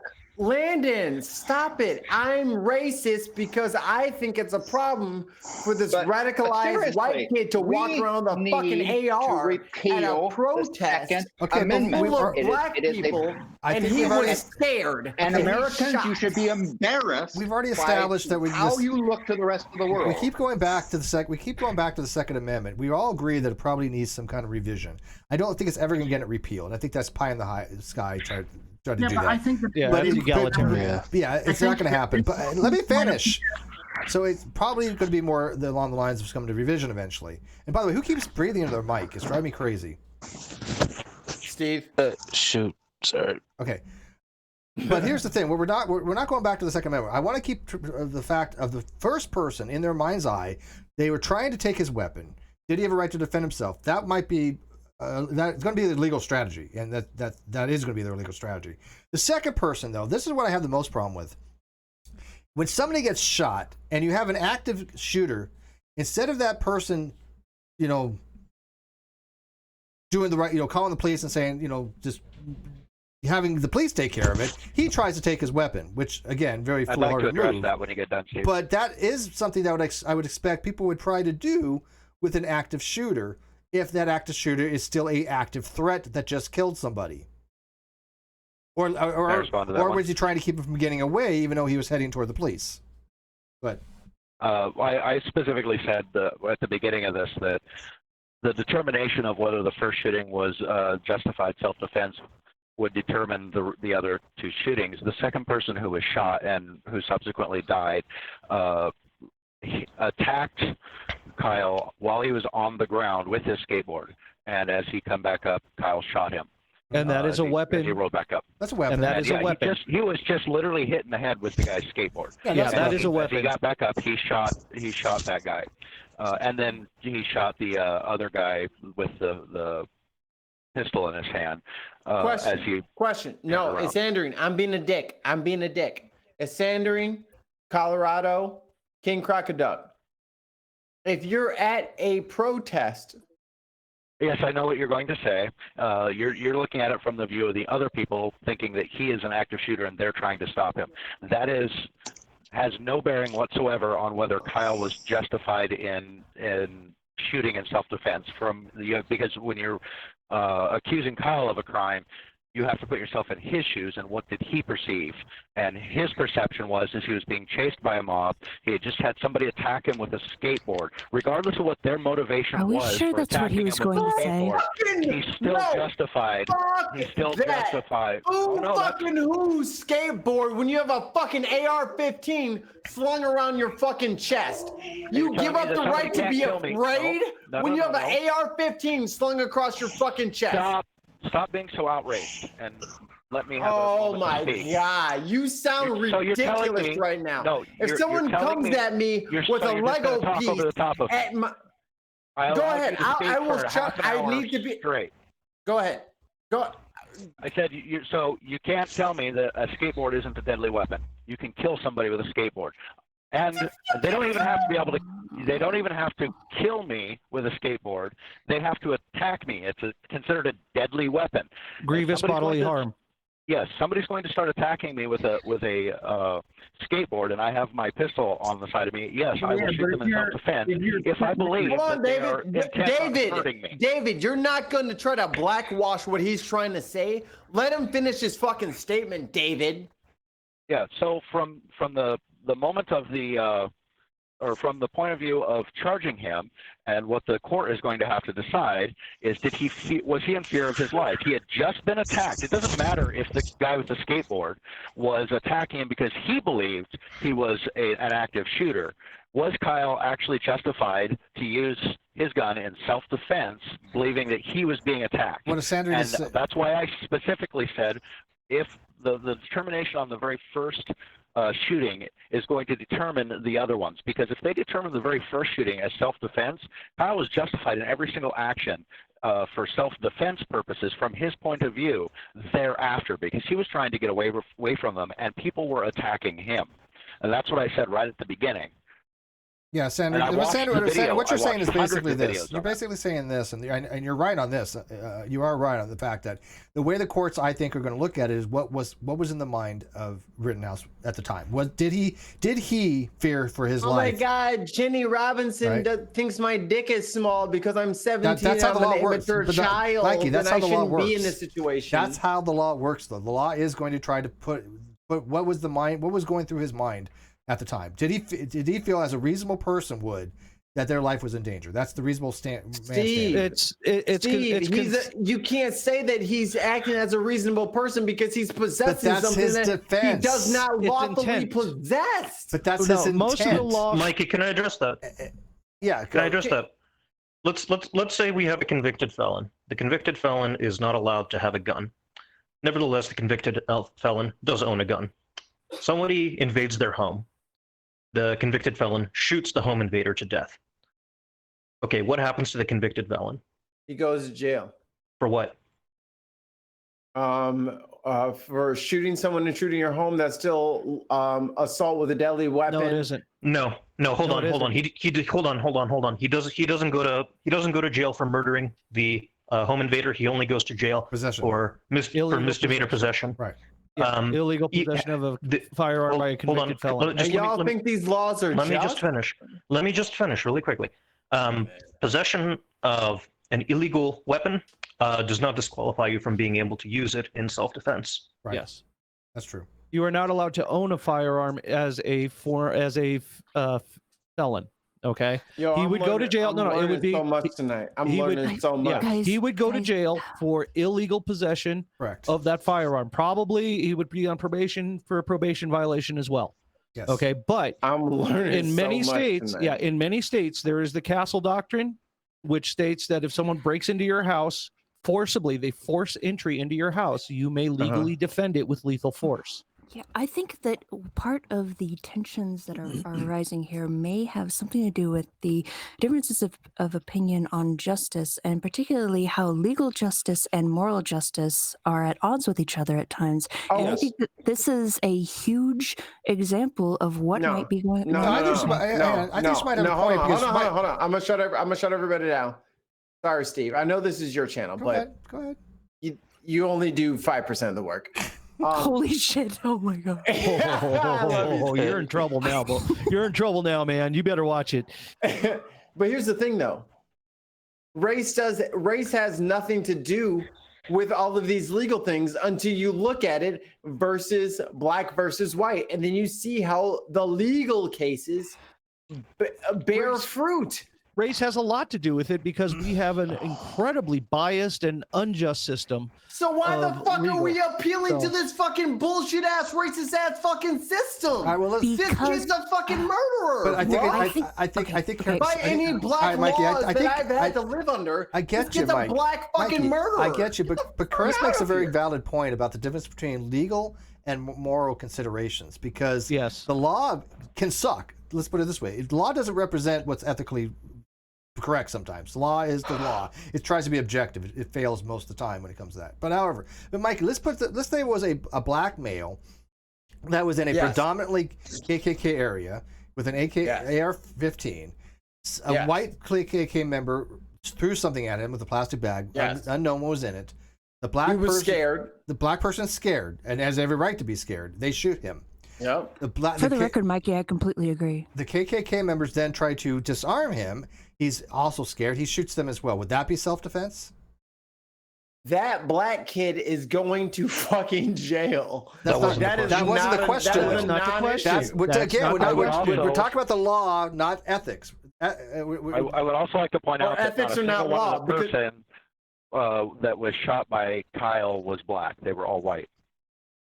That's why I'm saying I'm not talking about the victims. I'm talking about the shooter. The shooter's Hispanic. Kyle is Hispanic. Yeah. Is he? Doesn't matter. I didn't even know that. Oh, it doesn't matter.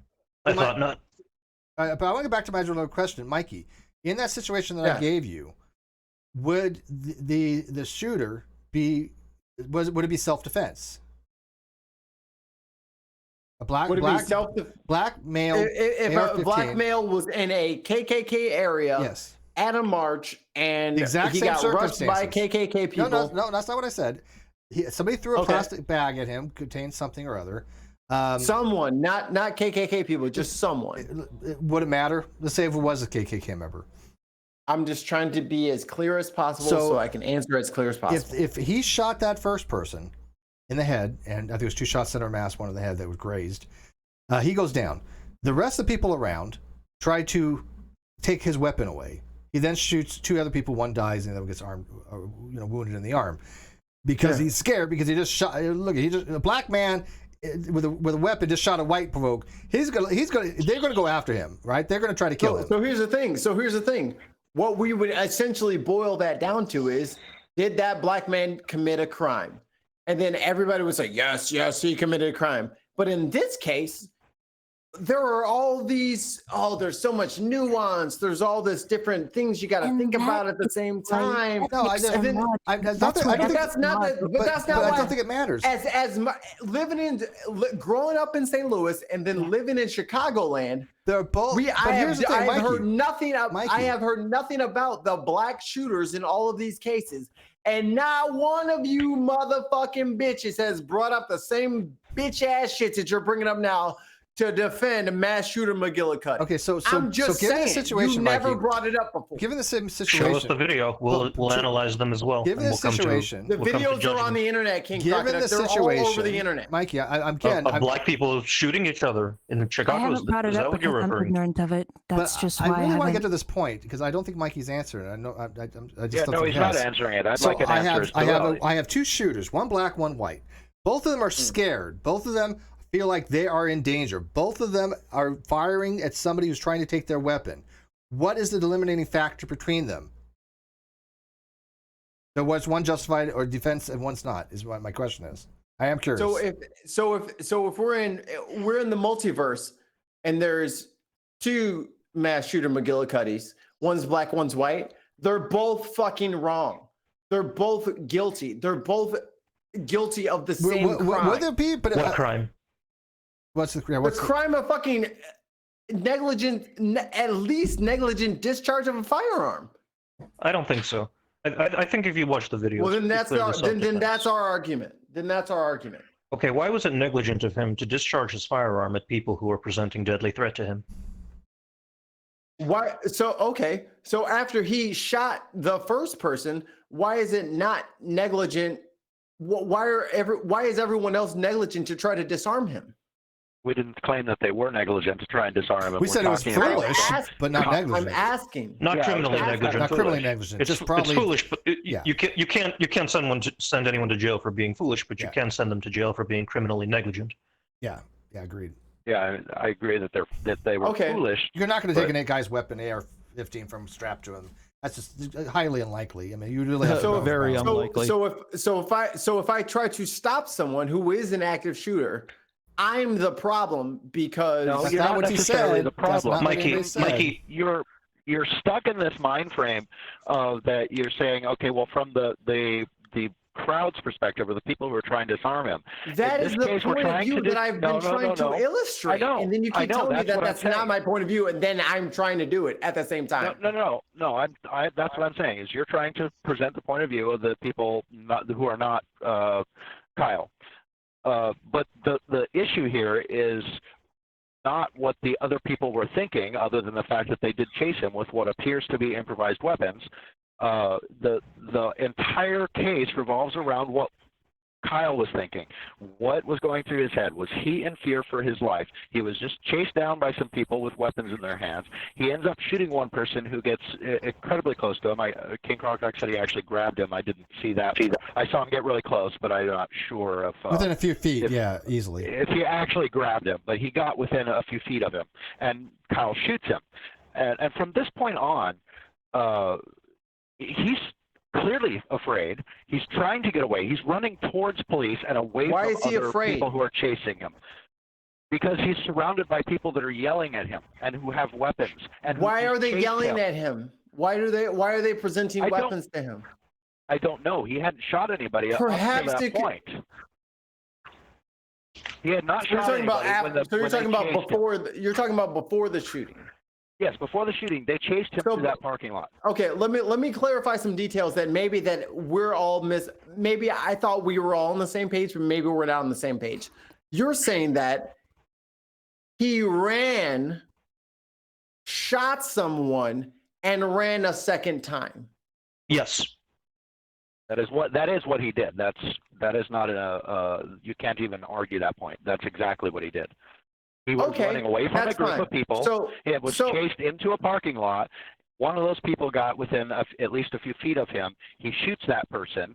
He freaks out, clearly freaks out, because on the phone he yells, "I just killed somebody." All these other people, there's another group that comes in, not just the original group that was chasing him, but another group of people come in from another direction. He starts running towards the police line. And then people start yelling and screaming and pointing at him. And you also got to realize that at this point, after firing off 3 shots with no hearing protection, Kyle can't hear much of anything either. So he just sees all these people coming, and many of them are carrying objects in their hands. He takes off running again, away from these people. This is a dire thing. He's running away from people. He's running shit scared like he's going to get killed after killing someone, and I'm supposed to feel empathy and compassion. I didn't say you for were his come on, man. You can't just shoot somebody and then yo, he shot somebody and that person died, but then he was scared that he was gonna get beat up by the people defending the person that he just shot and killed. So what was he supposed to do? You sound absolutely crazy right now. That's crazy. Well, the way would be like this. The real question is this: if there's a shooter that shoots somebody, if civilians try to intervene to take that person's weapon, is that shooter now legally justified to kill people? That's the question it boils down to. That's literally. I mean, you want to go down to the most reductive point of position possible. It is. Active shooter, kill somebody. Civilians try to take his weapon, because clearly the second and third people were trying to take his weapon. It was not known whether they were trying to cause any harm, but apparently not, but trying to take his weapon. If you have an active shooter that kills somebody, now that shooter can say, hey, look, I shot somebody. I thought these people were going to come after me to kill me.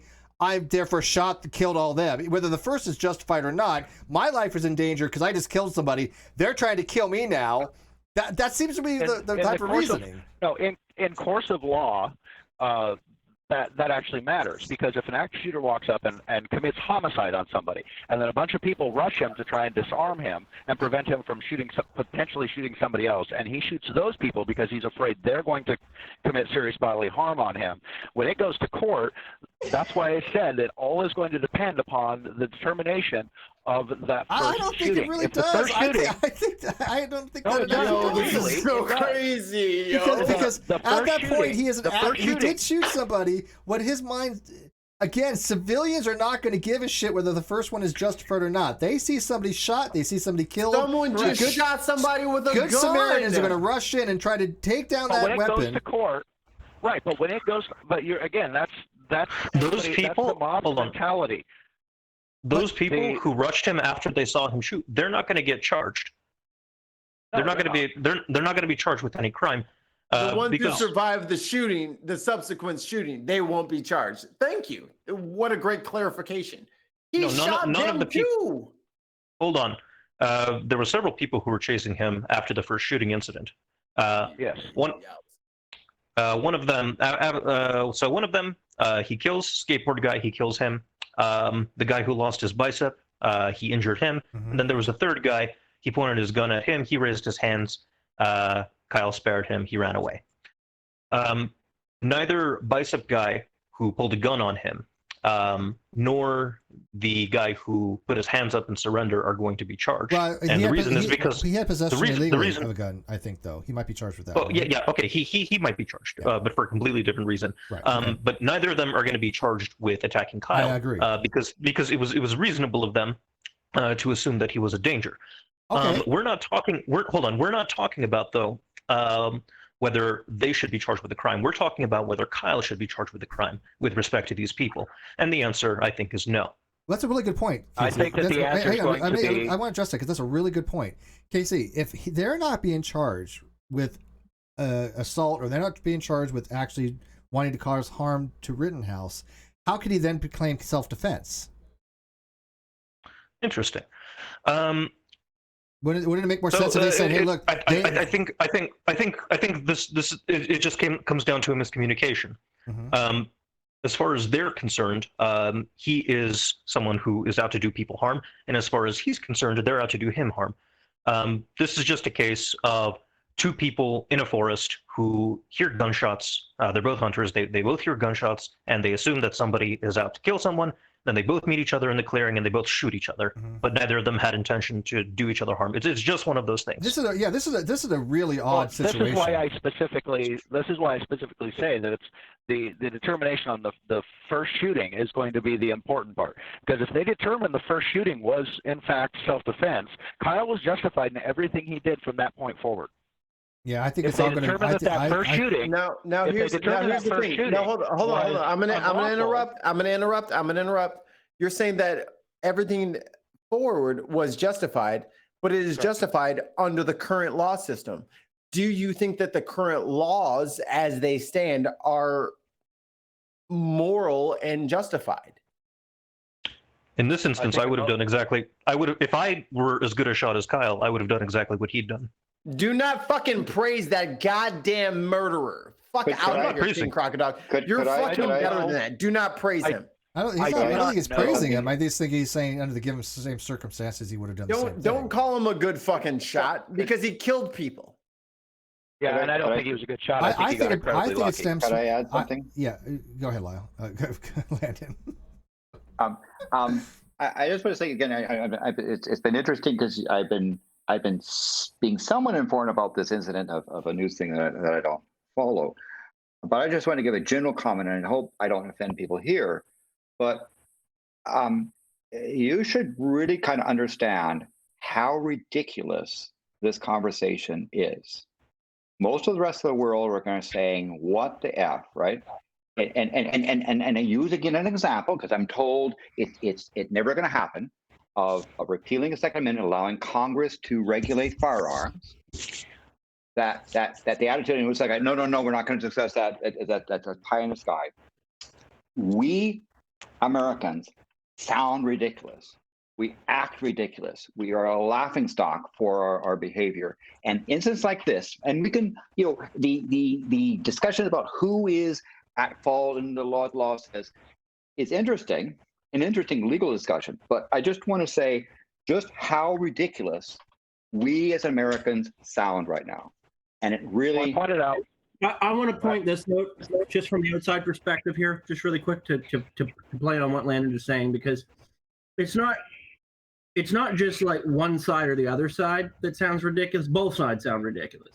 To me, it's ridiculous to fully hold responsible a young child who's been raised in as fucked up an environment as the U.S. have the system that way. He is totally responsible. Hey, yo, David, fuck you because they put black kids in fucking jail all the 17, fucking time. he knows. Yeah, and that's fucking ass. Yeah. Fuck out of here. Well, let me ask you this.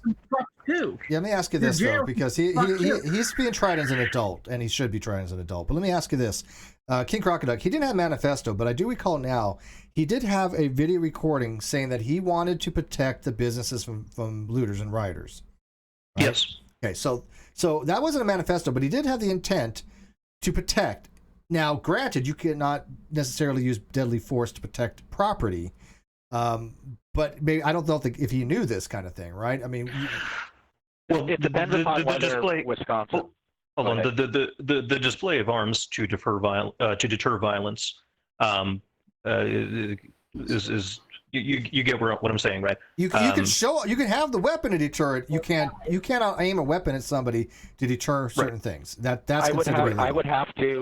I would have to look at what the actual laws in Wisconsin say. If this had happened in Washington State, yes, they can use firearms, point firearms at people, and use deadly force to protect property if they are trying to commit a felony against that property. Again, there's a difference between legal and moral argument here.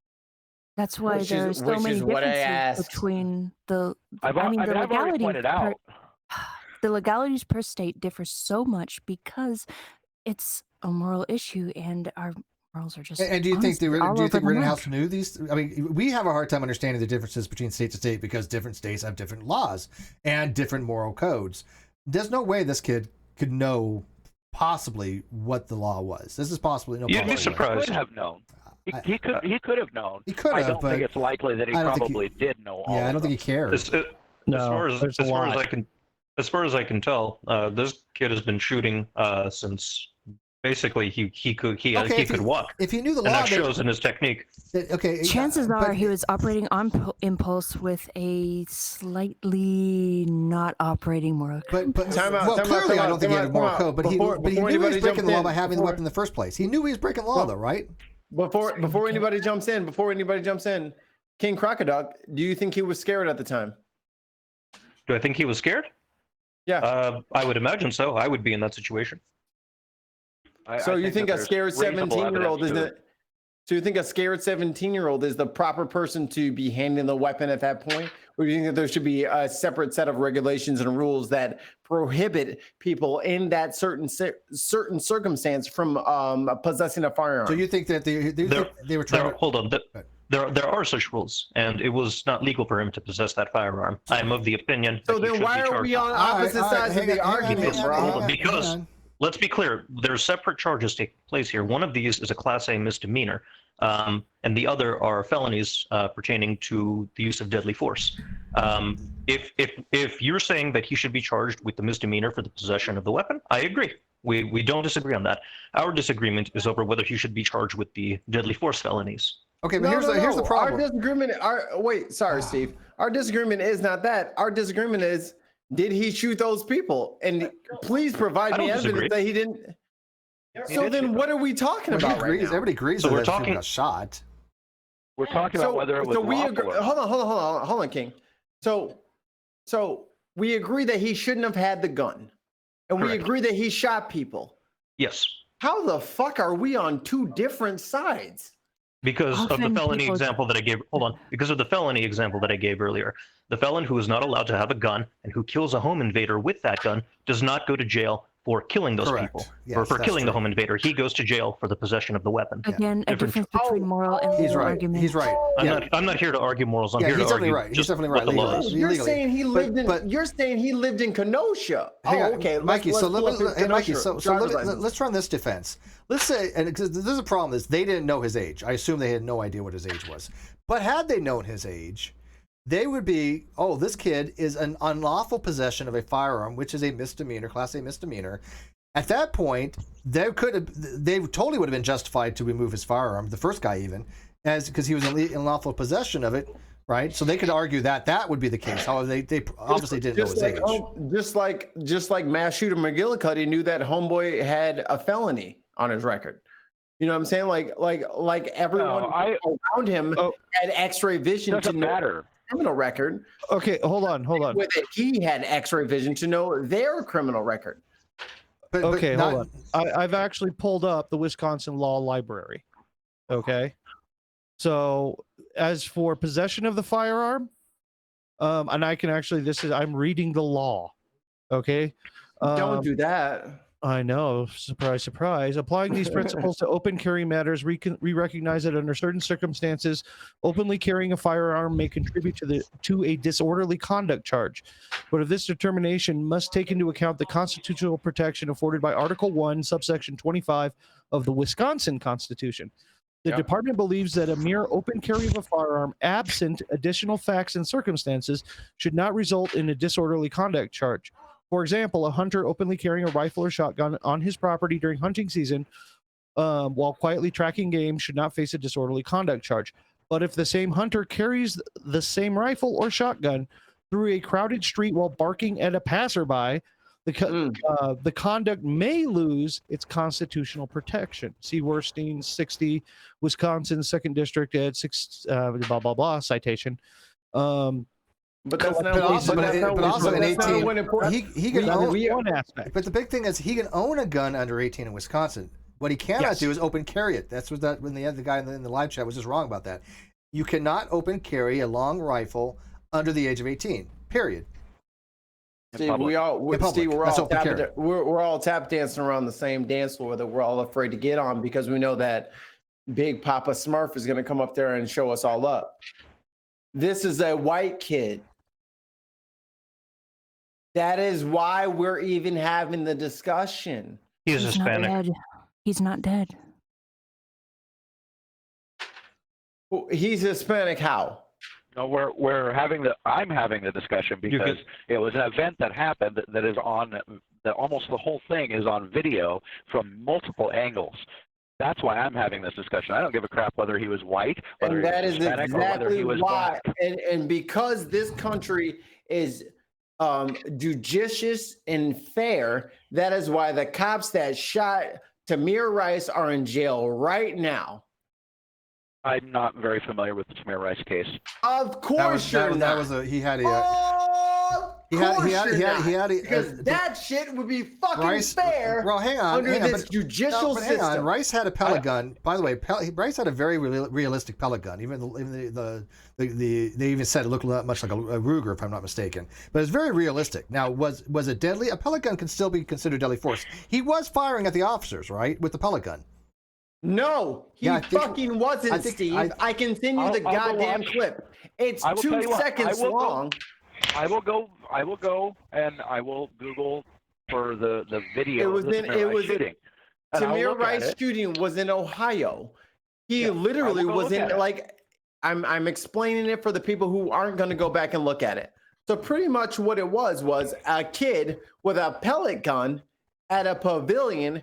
He got the police called to him by a white person, and instead of the police investigating it and investigating it from a distance, they rolled up on him through the grass, through the snow, and shot him within 2 seconds. I don't think they should have. Within 2 seconds. Yeah, of course. So when someone white literally puts bullets into bodies and they walk past, and y'all wonder why I'm so angry and so upset and so defensive, this should be your sign. Here's your sign. This is your sign. At the risk of sounding a whataboutism or a one-upmanship, there was an incident in Phoenix, Arizona, where police came to the door of a sound disturbance, and they knocked on the door, got out of view. That guy was in a bug exterminator, like what's that word called? There's a name for that. The person who gets rid of pests out of your house, exterminator. And he had a pellet gun on him. And then the fucking cop walked in there and they gave him unreasonable fucking demands because they had PTSD from his time overseas. And he gave the guy 48 different commands at once, and he sprayed the guy down. Why are you interrupting me with a case that I'm not speaking about? This happened in Arizona. Police show up very late at night. It's not a very good part of town. It's not a horrible part, but it's not a good part either. They knock on the door. They do say police. It's on body camera, but I'm not entirely sure that you would have been able to hear that through the door. They back out of the way, so you cannot see them through like the peephole, for example. The guy opens his door. He is white. Opens his door, has a handgun in his hand. It is next to his thigh, pointed at the ground. In his right hand, he opens the door. Police see the gun, start yelling, "Put the gun down! Put the gun down!" He steps out of out of his doorway onto the front stoop, not realizing these were police when he answered the door. Tries to put his gun down. He's crouching down. His left hand is in the air. He tries to put his gun on the ground. The guy behind him shoots him in the back 3 times and kills him. So don't tell me that this only happens to black people. Wait. Interrupt your goddamn self. Did I say that? You're implying that. That's the implication. No, don't don't amplificate shit. What I'm saying. I mean, I understand. No, this I'm shit the only happens. woman- This shit happens to everybody.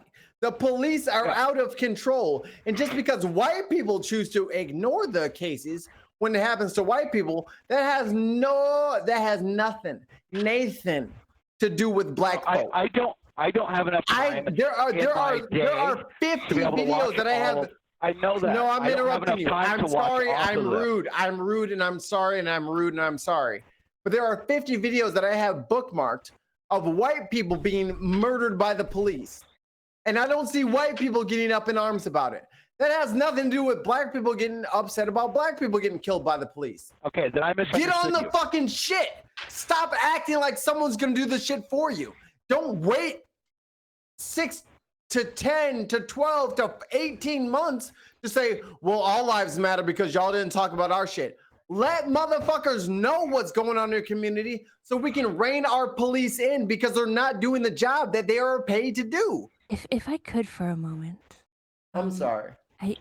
It has been mentioned in some places, which I'll remain silent on, that Mikey is being perhaps overly emotional. I would disagree, because sometimes we have a tendency to prove a point, instinctively veer away from any emotion whatsoever, and Mikey might feel the need to compensate for our lack of emotion, and really we need emotion in this. We're in danger of losing our soul because we want to focus on simply technicalities, simply legalities, and we're not even focused on what is right and what is wrong and the lives that are being lost here. We need emotion. No, it's okay because the black guy is being emotional, so we can dismiss the whole fucking thing. Yeah, Mikey, I don't mind you venting. Honestly, it's not an obstacle to my I think thinking. it's beyond venting. I think that in the chat, it's been said, Mikey, you don't know about the police. This person doesn't know shit about what I know about and what I don't know about. Then ignore him. They have already formed their opinion. But that's the live chat, right? You're gonna get people that are. But what can they base their opinion on, Steve? Nothing. They're just trying to get your goat, I think, and I think they're. What I'm saying is the way of the world, Mikey. emotion is not necessarily a bad thing. It's the way of the world. Whatever do you mean, Sandrine? Please go into detail. That was because this is no. King, actually, because this is something that's very important for all of my white allies who want to be white allies. I'm here. The only reason I showed up here is because I knew this bullshit was gonna happen. Because everything in my brain is chess, not checkers. And I knew that there would be these people in the chat. And this gives me an opportunity to check all the people in the actual call about what they're saying. Do not excuse them. When you don't check them, we see you as sympathizers. Are you sympathizers? Then you're shout mistaken. them down. Yeah, they've been down. checked. Stop with the bullshit. They've been. I look at the individual shootings. I don't have enough time in the day to be able to watch all of the shootings of everything, which is probably why I missed the Tamir Rice one. That's very convenient. I'm sorry, I don't. I have a full-time job. I work 60 to 70 hours a week. I don't have enough time to be able to to be able to watch all of the videos, and there are some that I miss. I'm not a huge in the social media area. I watch some people on YouTube. That's about it. Hey, so do you care about Sandrine, do you care about what is right and what is wrong? Yes, I do. That's why I look. Then I need you to be even louder for us and me. I need you to be louder for us and me. Well, how about we do this? Let's get everybody. Have you been wronged by the police? If you have, then I absolutely will stand up against that. At some point, I'd like to talk to Mikey. But when that's fine. Let's kind of do this. Let's kind of give a wrap up of what we think is going to happen with Rittenhouse. I personally think he's going to get obviously convicted for possession. I think he's going to get convicted for either negligent homicide up to second-degree murder. At least one case or more. I think he will be convicted. I don't think that his defense is going to stand. King Crocoduck, I think you're going to argue that you think he's going to get off with all but the weapons charge and probably maybe going from state lines, maybe. Possibly the state lines thing. See, that was one of my bigger issues. misdemeanor. How did he able to get home? I mean, King Crocoduck, that's one of my biggest issues against the self-defense thing. He walked right by those police. The police drove right by him, and he went the fuck home. Like nothing happened. Yeah. That's going to hurt him. That's going to Why? hurt him. Because I if think it's that'll hurt him self-defense, too. when you So- hey, look, I just killed Steve, somebody. I got to go to the police. I'm You're, gonna, you're in the process of wrapping up and pulling people, so yeah, go ahead. let's not go down another rat hole, please. Yeah, go ahead. So I have absolutely no idea what's going to happen. I'm going to watch and see what happens in the court. all right. So you don't have a guess what you might think, a guesstimate? No, I have no guesstimate because I know what. What would you? Okay, a from the harder all the question. What would you videos- like to see happen? That's a harder I would question. like to see him. I would like to see him convicted of the weapons violations, the possible disorderly. As far as what I personally witnessed watching the video, I believe he was justified in self-defense, and All I right. don't think he should be charged with murder. Fair answer. If I- I if I disagree. could But... say Convicted of the something, murder. All right, Karis. If I could, Karis, what do you got? I've seen it said in chat that Mikey has anger issues. Mikey has this. Mikey He has does that. not have Mikey anger has- issues. I know Mikey has anger, and if It's if not the we same as want having to- anger issues. Passionate. Right. But if we, I have anger issues. You got the but angry guys- black man in the chat. I have anger issues, but that Okay. you've never seen it on the internet. That's for goddamn sure. But I mean, if we think we owe it to the shooter to see what factors are going into his actions, we also owe it to maybe the black community. I'm not trying to paint them as a monolith here. Please forgive me if I am. But the black community, I suppose I'm still doing it. We owe it to them to see why they might have this anger. We need to look into what they go through, what they feel, why. I mean, if I we're totally going to agree. go into if we're going to look into the shooter's background, look into how he was taught, look into what he went through that led him to this point, we owe it to Mikey and those just like him to see what's going into his anger. Why is he feeling the way he's feeling? What is influencing his reactions right now? And what do you know? There might be something to Yeah, it. no, I totally agree with you, and I think it's ridiculous to say that he has anger issues and try to delegitimize what he has to say, because that's all it is. I mean, it's he's just an angry black man. Wait. He all getting yelly because he ain't got nothing of value to say. That's what I hear from these idiots trying to say. Steve, that he's are angry. you saying that there are a certain proportion of Americans that discount what someone A of color large says percentage? Yes. blamed on their anger? Yes. a Are large you saying that percentage. that's what happened right now live in the stream? Yes, Are I you am. saying that some people don't listen to people that don't look like them because they use the same words? How many Shocking, of you right? stupid bitches Shocking, listen right? to fucking Joe Rogan every fucking week? You cuck bitches. Get the fuck out of my think face. I watched Listen the to watched fucking videos Joe of Joe Rogan. You listen to all these angry motherfuckers. I But then watched if those I get videos. angry, now I'm the bad guy. So moving on. That tells you Next- everything that you need next- to know about how your outlook on the world is, especially concerning Hey, I Black have no Americans. problem with people getting bitch angry ass. or people at least being passionate in these discussions. Lord knows I have. Hey, when I went off on ProLib, I called him every name in the book. He is a straight up god awful piece And of I didn't shit. say And you anything. didn't, yeah. And you didn't say anything. I You- was he there the didn't- whole time. Mikey and I didn't go, say hey anything. Steve, you're an angry white man with anger issues. No, he just sat there quietly and let me go off on the motherfucker because the motherfucker's a piece of shit. But we all go through all these things. I have no problem with Mikey and how I will never tone police him because I don't think there's anything to police. But go ahead, Landon. So other people railing in again? We got Dave and Steve left and Gary. And me. You want Landon. do you want to go last? I'm here too. Sure, I'll go last. All I'll say is this: whatever happens, no one will be pleased with the outcome, and it'll happen again if you don't fix your broken system. Oh, I disagree. There will be people pleased with the outcome. It just some people will and some people won't. But there will be a lot of people pleased either way. I agree, Steve. Yeah, some people. There's no such thing as a fixed system. Yeah. There's all systems are broken. Yeah, we don't have a perfect system. So wherever we go to, it's going to be have it as other problems. It's not perfect. I guess All we right, so shouldn't improve it. so Steven, go next. I think batshit insane could be classified as imperfect, but okay. Go ahead, Steven. Well, there's no such thing as a perfect system. Anybody that says there is purely speculating on wishful thinking. Then again, that just maybe a jaded side of me or cynical.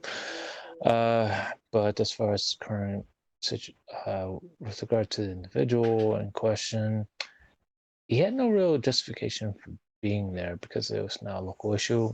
Even if just for argument's sake, I grant he was part of a militia or the group of a militia or going as a medical volunteer, I don't really see how that connects with him. All right, so what do you want to see happen? Do you think he's going to get convicted, and what do you want to see happen? That's the question. Steve Two's voice is going to put me to sleep.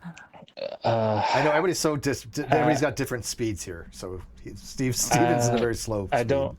I mean, okay, just to get to the gist of it. I'd rather see him convicted. No, Jev, I have not.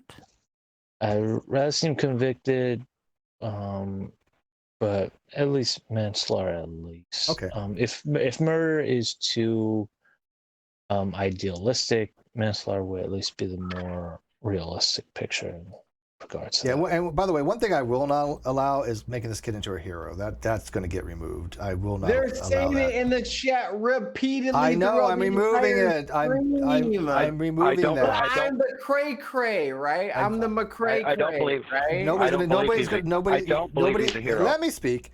Nobody in the live chat is going to make this guy into a hero. Nobody. That's going to get removed. You're going to get timed out. I will not allow that. No, he is a hero, Steve. Because how dare you say he's not a hero? Because he killed. Mikey, I got it. So okay, so what are you talking about, Mikey? All of his victims were white. Black sympathizers. He didn't shoot it. He didn't shoot any black people.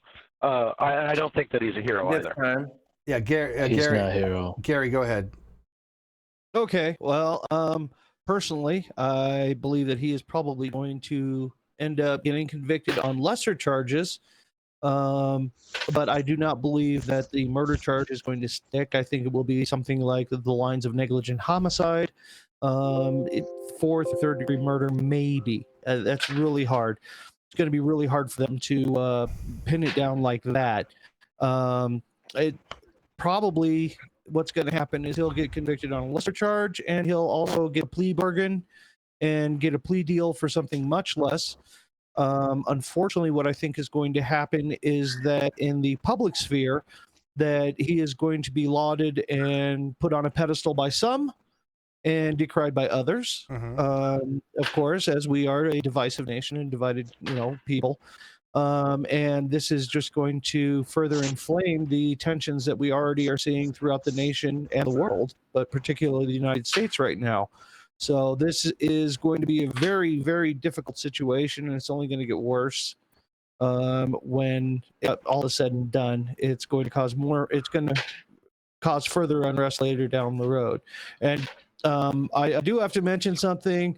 Mikey's not angry. He's passionate, and I respect that. I think that's a very good thing. I think he's angry. I think he's angry. No, I think he's angry. I have no problem with he's angry. It doesn't mean he's like being angry does not mean.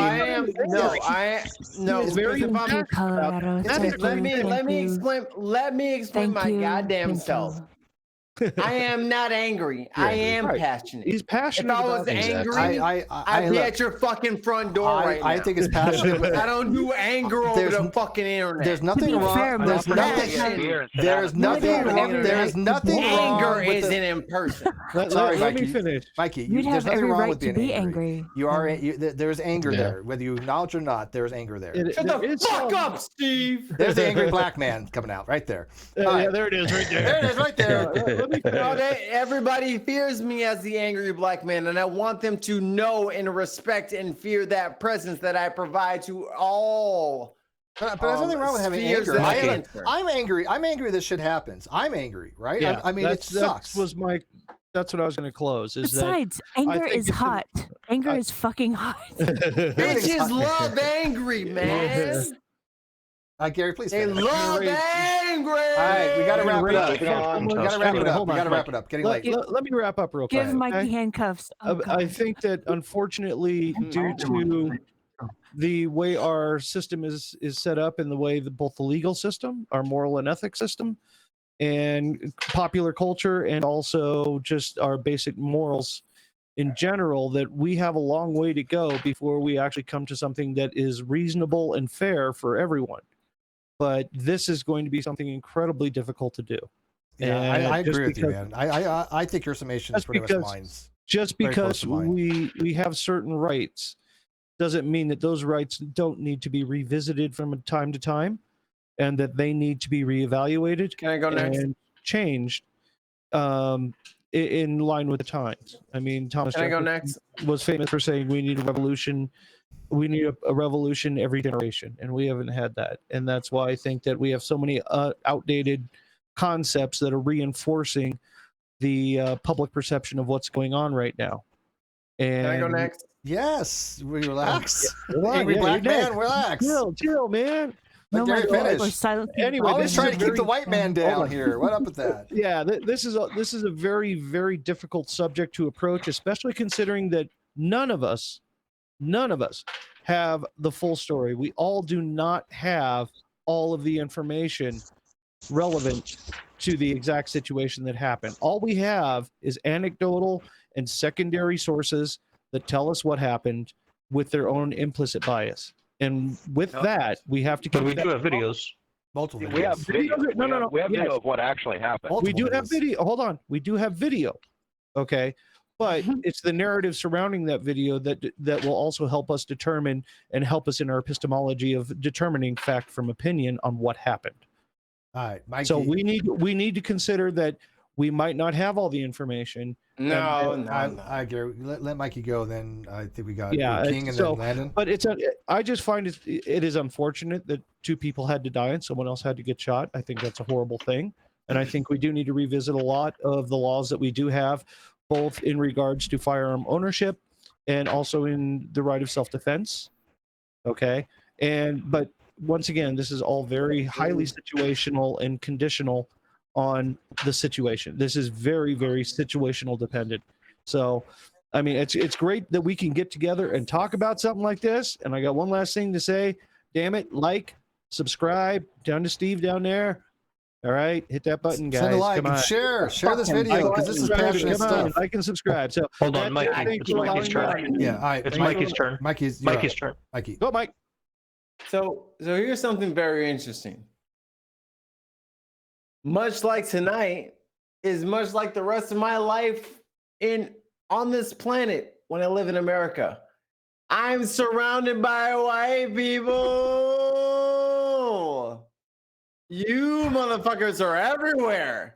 Oh, Mikey, damn, I'm the we're prolific whitest of breeders. them all. God damn, you Yeah, motherfuckers she's are so. everywhere. By the way, she's so Well, white. She's we have the clear. advantage of being, what, 70% of the population? She's like Wait, translucent. 67%. You're at Steve knows. 63%. She literally, I swear to God, am I lying? That's still quite large. Do you know how white that woman Large. really is? She walks out in the I'm sun white. for like 5 seconds. She's like Krispy do. Kreme. I mean, it's No, like, I wear y'all can't- SPF. I wear Thousands. SPF 100. I That's tan in the ridiculous. moonlight, yeah. guys. She's like, you don't get it. Moonlight is how I charge all my crystals overnight so I can get all the Yes. best energy. Look, Oh, God. Mike, I am positivity.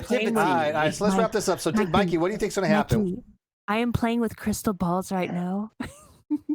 Yikes. We're not getting into that. Well, Stop it. Crystal's very lucky, okay? Stop But it. very But yo, lucky. But Mikey, go ahead. So here's the thing for all the people. This is a general rum and coke night, which is how I met Steve in the first place, right? Like Nice. I met Steve on a rum and cokes 20 months ago.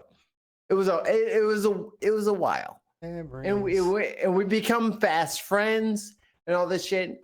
You know what's never changed about Steve's audience? It's been predominantly white. What do you want? I can't help that. That's not Steve's fault. And I don't blame I don't blame the audience's fault. You are what you are, and that's fine. And I get it. But you have to know as a intellectual critical thinker that you might have some blind spots. You might have some spots in your logic that don't comport with Black America. I'm probably the they're most liberal separate. person here, and I have so many blind spots. There you go. Oh, well, Mikey, not to poke holes, but we have to define what we mean by what is white and what is black. Nah, we're not gonna. Hey, Steve, were your grandparents slaves? No. There How we about go. your grandparents' parents? Were they slaves? Hey, don't fucking Mikey. talk to me and interrupt my shit when your shit's in fucking Oh, you're asking that, Steve. Farsi. Okay, so you continue relax. going- All right, so continue all on. right, so Mikey, Yeah. the two questions I need answered before we move on to King Crocoduck is one, do you think he's going to be convicted of what do you think he's going to be convicted of if he is, and do you think that? Well, wait a minute. What do you want to see happen? So, what is he going to get convicted of, if anything, and what do you want to see happen? I totally heard both of those questions, and I'm not answering them because this is my chance to speak out on a white forum. Not all of your black friends are your black friends. We tolerate y'all. I asked everybody the same question. I hear you, but I'm the black guy, so I have to respond. I have to respond. I have to respond in turn. We're not all friends with y'all. Listen and learn from your black people in your sphere. It's understandable. Ask us what we think about things. I just did. I asked you two you... questions. What you think? You want to answer them? What, Steve? Steve, there's other people watching this at the asked you same two time. questions. What you think? Steve, I was trying to speak to the larger audience. okay, If you want me okay. to just talk to you, I'll just talk to you. Yeah, But talk to that's me, a baby. very Talk to boring me. show. Well, no, we'll bring Chris in. That's all that matters. No, Steve, Landon. tell me about all the times that you said the N-word. Let's talk about that. You know what? Good luck. You're not gonna find a video with me saying it on air. If you go on patreon.com/Steve McCrae, I will post all the times that Steve McCrae said the I'm N-word. waiting for that first person to make some video where they split you. $100 a month, and I will reveal with that all the other footage. fake shit they've got out there. Why not that? I'm surprised. Steve, that I'm trying to get you $100 a month. I'm trying to wrap this up. Patreon. So wrap this up. So I was trying to wrap it up, and then you told me to talk in everyone no, I else's told terms. you to answer the two. Well, I didn't tell you. I asked you to. Go ahead, Mike. Mike, go ahead, dude. I was literally almost done. Okay, I believe you. Go ahead. If you're literally almost done, then you're you done now? No. Okay, I gave you the floor. She giggled. I can hear her. I'm not gonna. She's I'm a not gonna do giggler. it. I'm not gonna do this. All right. So, if you have black friends, Steve, I was screaming too. if you have black friends and you consider yourself a white ally, Ashley, I'm screaming too. Oh my God, Jarvis! Jarvis, let him finish. I got to wrap this up. So, if you consider yourself a white ally to the BLM movement or just black people in general cause, listen, understand that we are tired. We're exhausted. We have no more fight in us. We have been fighting for 3.5, almost 4 years about protecting our status as being ourselves. Listen to us, accept us, question us, but don't only question us in public, question us in private as well. I love y'all. I love everybody. I defend all of your rights. And I will bust the shit out of anybody who tries to fucking defame you. And I'm done. Muting my Thanks, mic. Mikey. We love you, Mikey. That's All right, hot as fuck. King Crocoduck, you have the floor. I'm sorry. All right. So I'm a little bit drunk on Captain. We can Wilkins. tell. all It's right. okay. So one praise of something Mikey said, and also a barbed question to what Mikey said. So the praise. Looking at our blind spots. Checking our corners. All in all, good advice. I recommend it. Mikey, do you have any blind spots?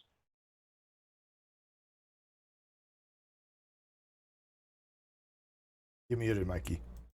I sorry, I lost my mouse. I have 3 monitors. I was like, oh shit. Scrolling all over the place. Do I have any blind spots? Probably. Okay. All right. I'm not sure we would know where our blind spot was or if we had one. No, Otherwise, it we would all have to we all of us have to acknowledge from the outset that we are fallible, and that regardless of how incorrigible our quote unquote lived experiences may seem to us, all of that is interpreted through theory. Those theories have to be subject to revision when they come against when they make contact with reality. Yep, I want bacon. I'm drunk. So that's my and Mikey. Well, I also want to find some common ground with Mikey before we end this, because we did have some major disagreements. Bruh, I've been a fucking subscriber of your shit for multiple years, and this is the first time I've talked to you. You suck my dick. I've been following all of your moves forever. I'm a big fan of yours. I'm a big fan. Big fan. What he's saying, he likes you better than he likes me, and I talk to Mikey like more like all the time. Fuck so Steve fuck you, McRae. King. Fuck you, King. This is a fucking happenstance that we met here. I'm just glad it happened. All right, Get a room, Mikey. you guys. Well, I'm glad we were able to end with good cheers and good humor. Oh yeah, So this is how Coke should go. Everybody loves each other. I we have have 48 videos that I have queued up about every single sentence you said. I have a hate video. Look, well, the group. We'll have the group orgy afterwards. Okay, like normal schedule. Okay. Fair enough.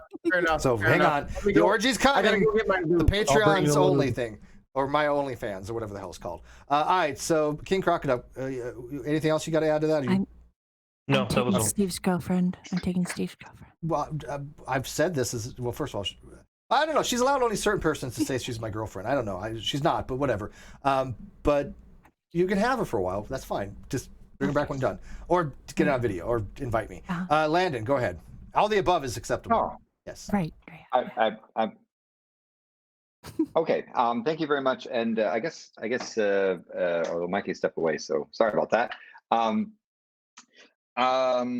First of all, I have enormous respect for the people here in this room. It's a really great group of people, and I'm very interested in hearing what you had to say and hearing about information about this incident, particularly because I don't sit there and follow the news in great detail. So literally, the only thing I know about this incident is what was said. That being said, this conversation was embarrassing. With all due respect, this entire conversation was embarrassing to me. Even watching the chat, what I saw was that Mikey was engaged in so-called angry while black, which is probably as bad of a situation as people like in driving while black, right? And people's reaction to it was also quite embarrassing. This is a political event and probably will resolve politically. I don't really care how it's resolved. In some ways, it's going to be resolved through the courts. But again, as I was saying, we saw reactions to what Mikey was saying because angry while black is people have problems with that. Yep. And even if it's passionate, right? It's angry while black is a thing which people fear. But in general, this discussion, embarrassing as it is, and it's embarrassing. This is a pretty. It's not quite a cross section of this country, but this entire discussion, extraordinarily embarrassing. It's extraordinary condemnation of our American society. That it had to be had. And it does. Again, I want to emphasize how ridiculous we sound to the rest of the world, and we should be embarrassed. We should be trying to fix the problems. Not just hyperventilating over this particular court case. I don't want this court case to be the next O.J. Simpson thingy or so forth. And in fact, I would rather you stop following the news on this case, let it go through the courts, and comment on it afterwards. Agreed. And seriously, we, the American society, have some really big problems. And this discussion in this room is a perfect example of what's wrong. And again, with all due respect to many people here, I have enormous respect for as individuals. Collectively, this discussion sucked. And we're supposedly woke. This situation sucks. Collectively, our American society needs to improve. And I would wish the reaction was, well, let's figure out how to improve it, as opposed to, well, that's never going to change. So I'm sorry if I offended you. Again, respect, but again, Mikey, what can I say? You know, angry while black. That's a dangerous situation. It's just like driving or living while black, right? Landon. I didn't want to bring that up during the thing because I didn't want to accuse people of accusing me of my throat. I got noise here. And that I think that kind of explains everything that you just said. Because I didn't even want to call people on doing that to me while they were doing that to me. Yeah. Because if I said it, then I would be, you know, playing the angry while black card. So I don't. If you ask me, let it go. Convicted or not, I don't know, Mikey. I don't know. And in some ways, I don't care. I'm not on the jury. It's not. It's a thing. I'm more concerned about the greater societal problem that it is an example of, and this discussion was an example of our societal problem. Yeah, I think this was actually a really good discussion, and I think it was a discussion to be had. It's a great discussion. Landon. What is Landon. Mikey's opinion on the discussion of the whole? That's what I'm wondering. Yeah, I mean, I understand what Landon's trying to say with embarrassment, and we can think it's a good discussion, but what does Mikey think? Well, hang on. I think it's important. We got to wrap up, so I think it's important. But King Arthur wanted to ask me a question. Okay, go ahead. Yeah, Landon. Yeah, you know I love you and I respect you to death. Yeah. All right.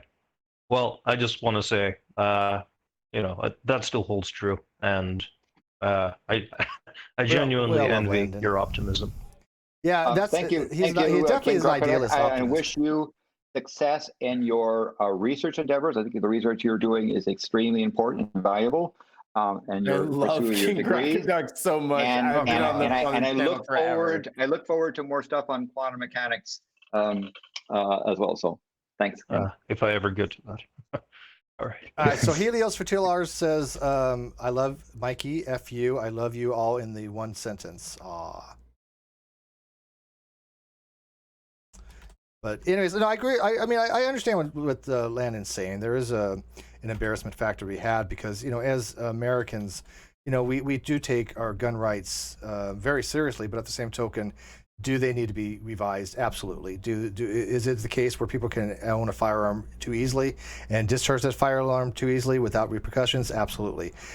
Things will probably eventually change. It's going to be very slow going. I don't see the Second Amendment being repealed, but definitely maybe revised one of these days. But I think cases like this is going to be the catalyst for that, and that's why Landon, that's why we do talk about it. Because when we hear things like this in the news, you don't hear it in the news, but when the fact that we're all talking about this and from different perspectives, because there's arguments to be had either way here from different points of view of because we put ourselves in these situations too. Even if we're out somebody, let's say I don't have a weapon, but when am I allowed to use deadly force? When is it mind's eye that I can stand my ground? There are a lot of factors to be had, whether I have the weapon in my hand or not, right? So exactly, Steve. Yeah, that's why I think it's useful. Oh, sorry. Go ahead. I didn't mean to say that we shouldn't have had a discussion. I said the discussion was embarrassing. Yeah, I know. I get you. And when do we have that same conversation for black people with all the cases where we put fucking 17-year-olds in jail for the fucking rest of their lives? Come on, white America, let's talk about it. Let's leave it with this. I want King Crocoduck. Talk about it. We're talking about it now. I want King Crocoduck. I want King Crocoduck to do a video on objective collapse theory when he gets to the next video, because I don't get that at all. So if you could, this is going to be your challenge. Explain the difference between the DP model, the CSL model, and the GRW model for objective collapsing of wave functions for the measurement problem, and I will be very happy. Can you do that for me?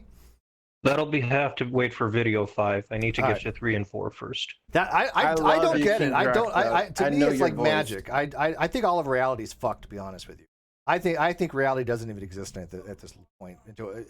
If properties and shit don't exist till they're measured, what the hell does it even mean to have reality? I don't know. But that's another topic. Only I exist, Steve. I created all of you in my mind. You're the metaphysical necessity in all possible worlds that exist. We're all NPCs.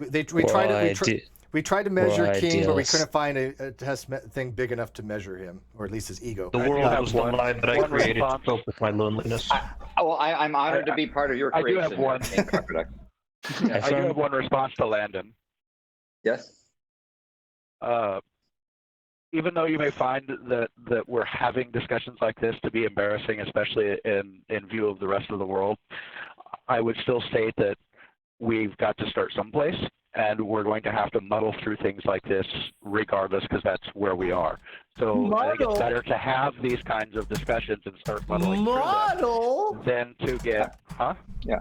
Moral. What do you mean muddle? At least I understand. You've had 40 years of pretense to help you along the way, and you say muddle. All right, guys, I gotta end this. I'm gonna end the stream. Good night, guys. Charles, we love you. Thank you for joining. After party. After party. So hopefully we can make some progress. All right. But, we're Yay. Just remember,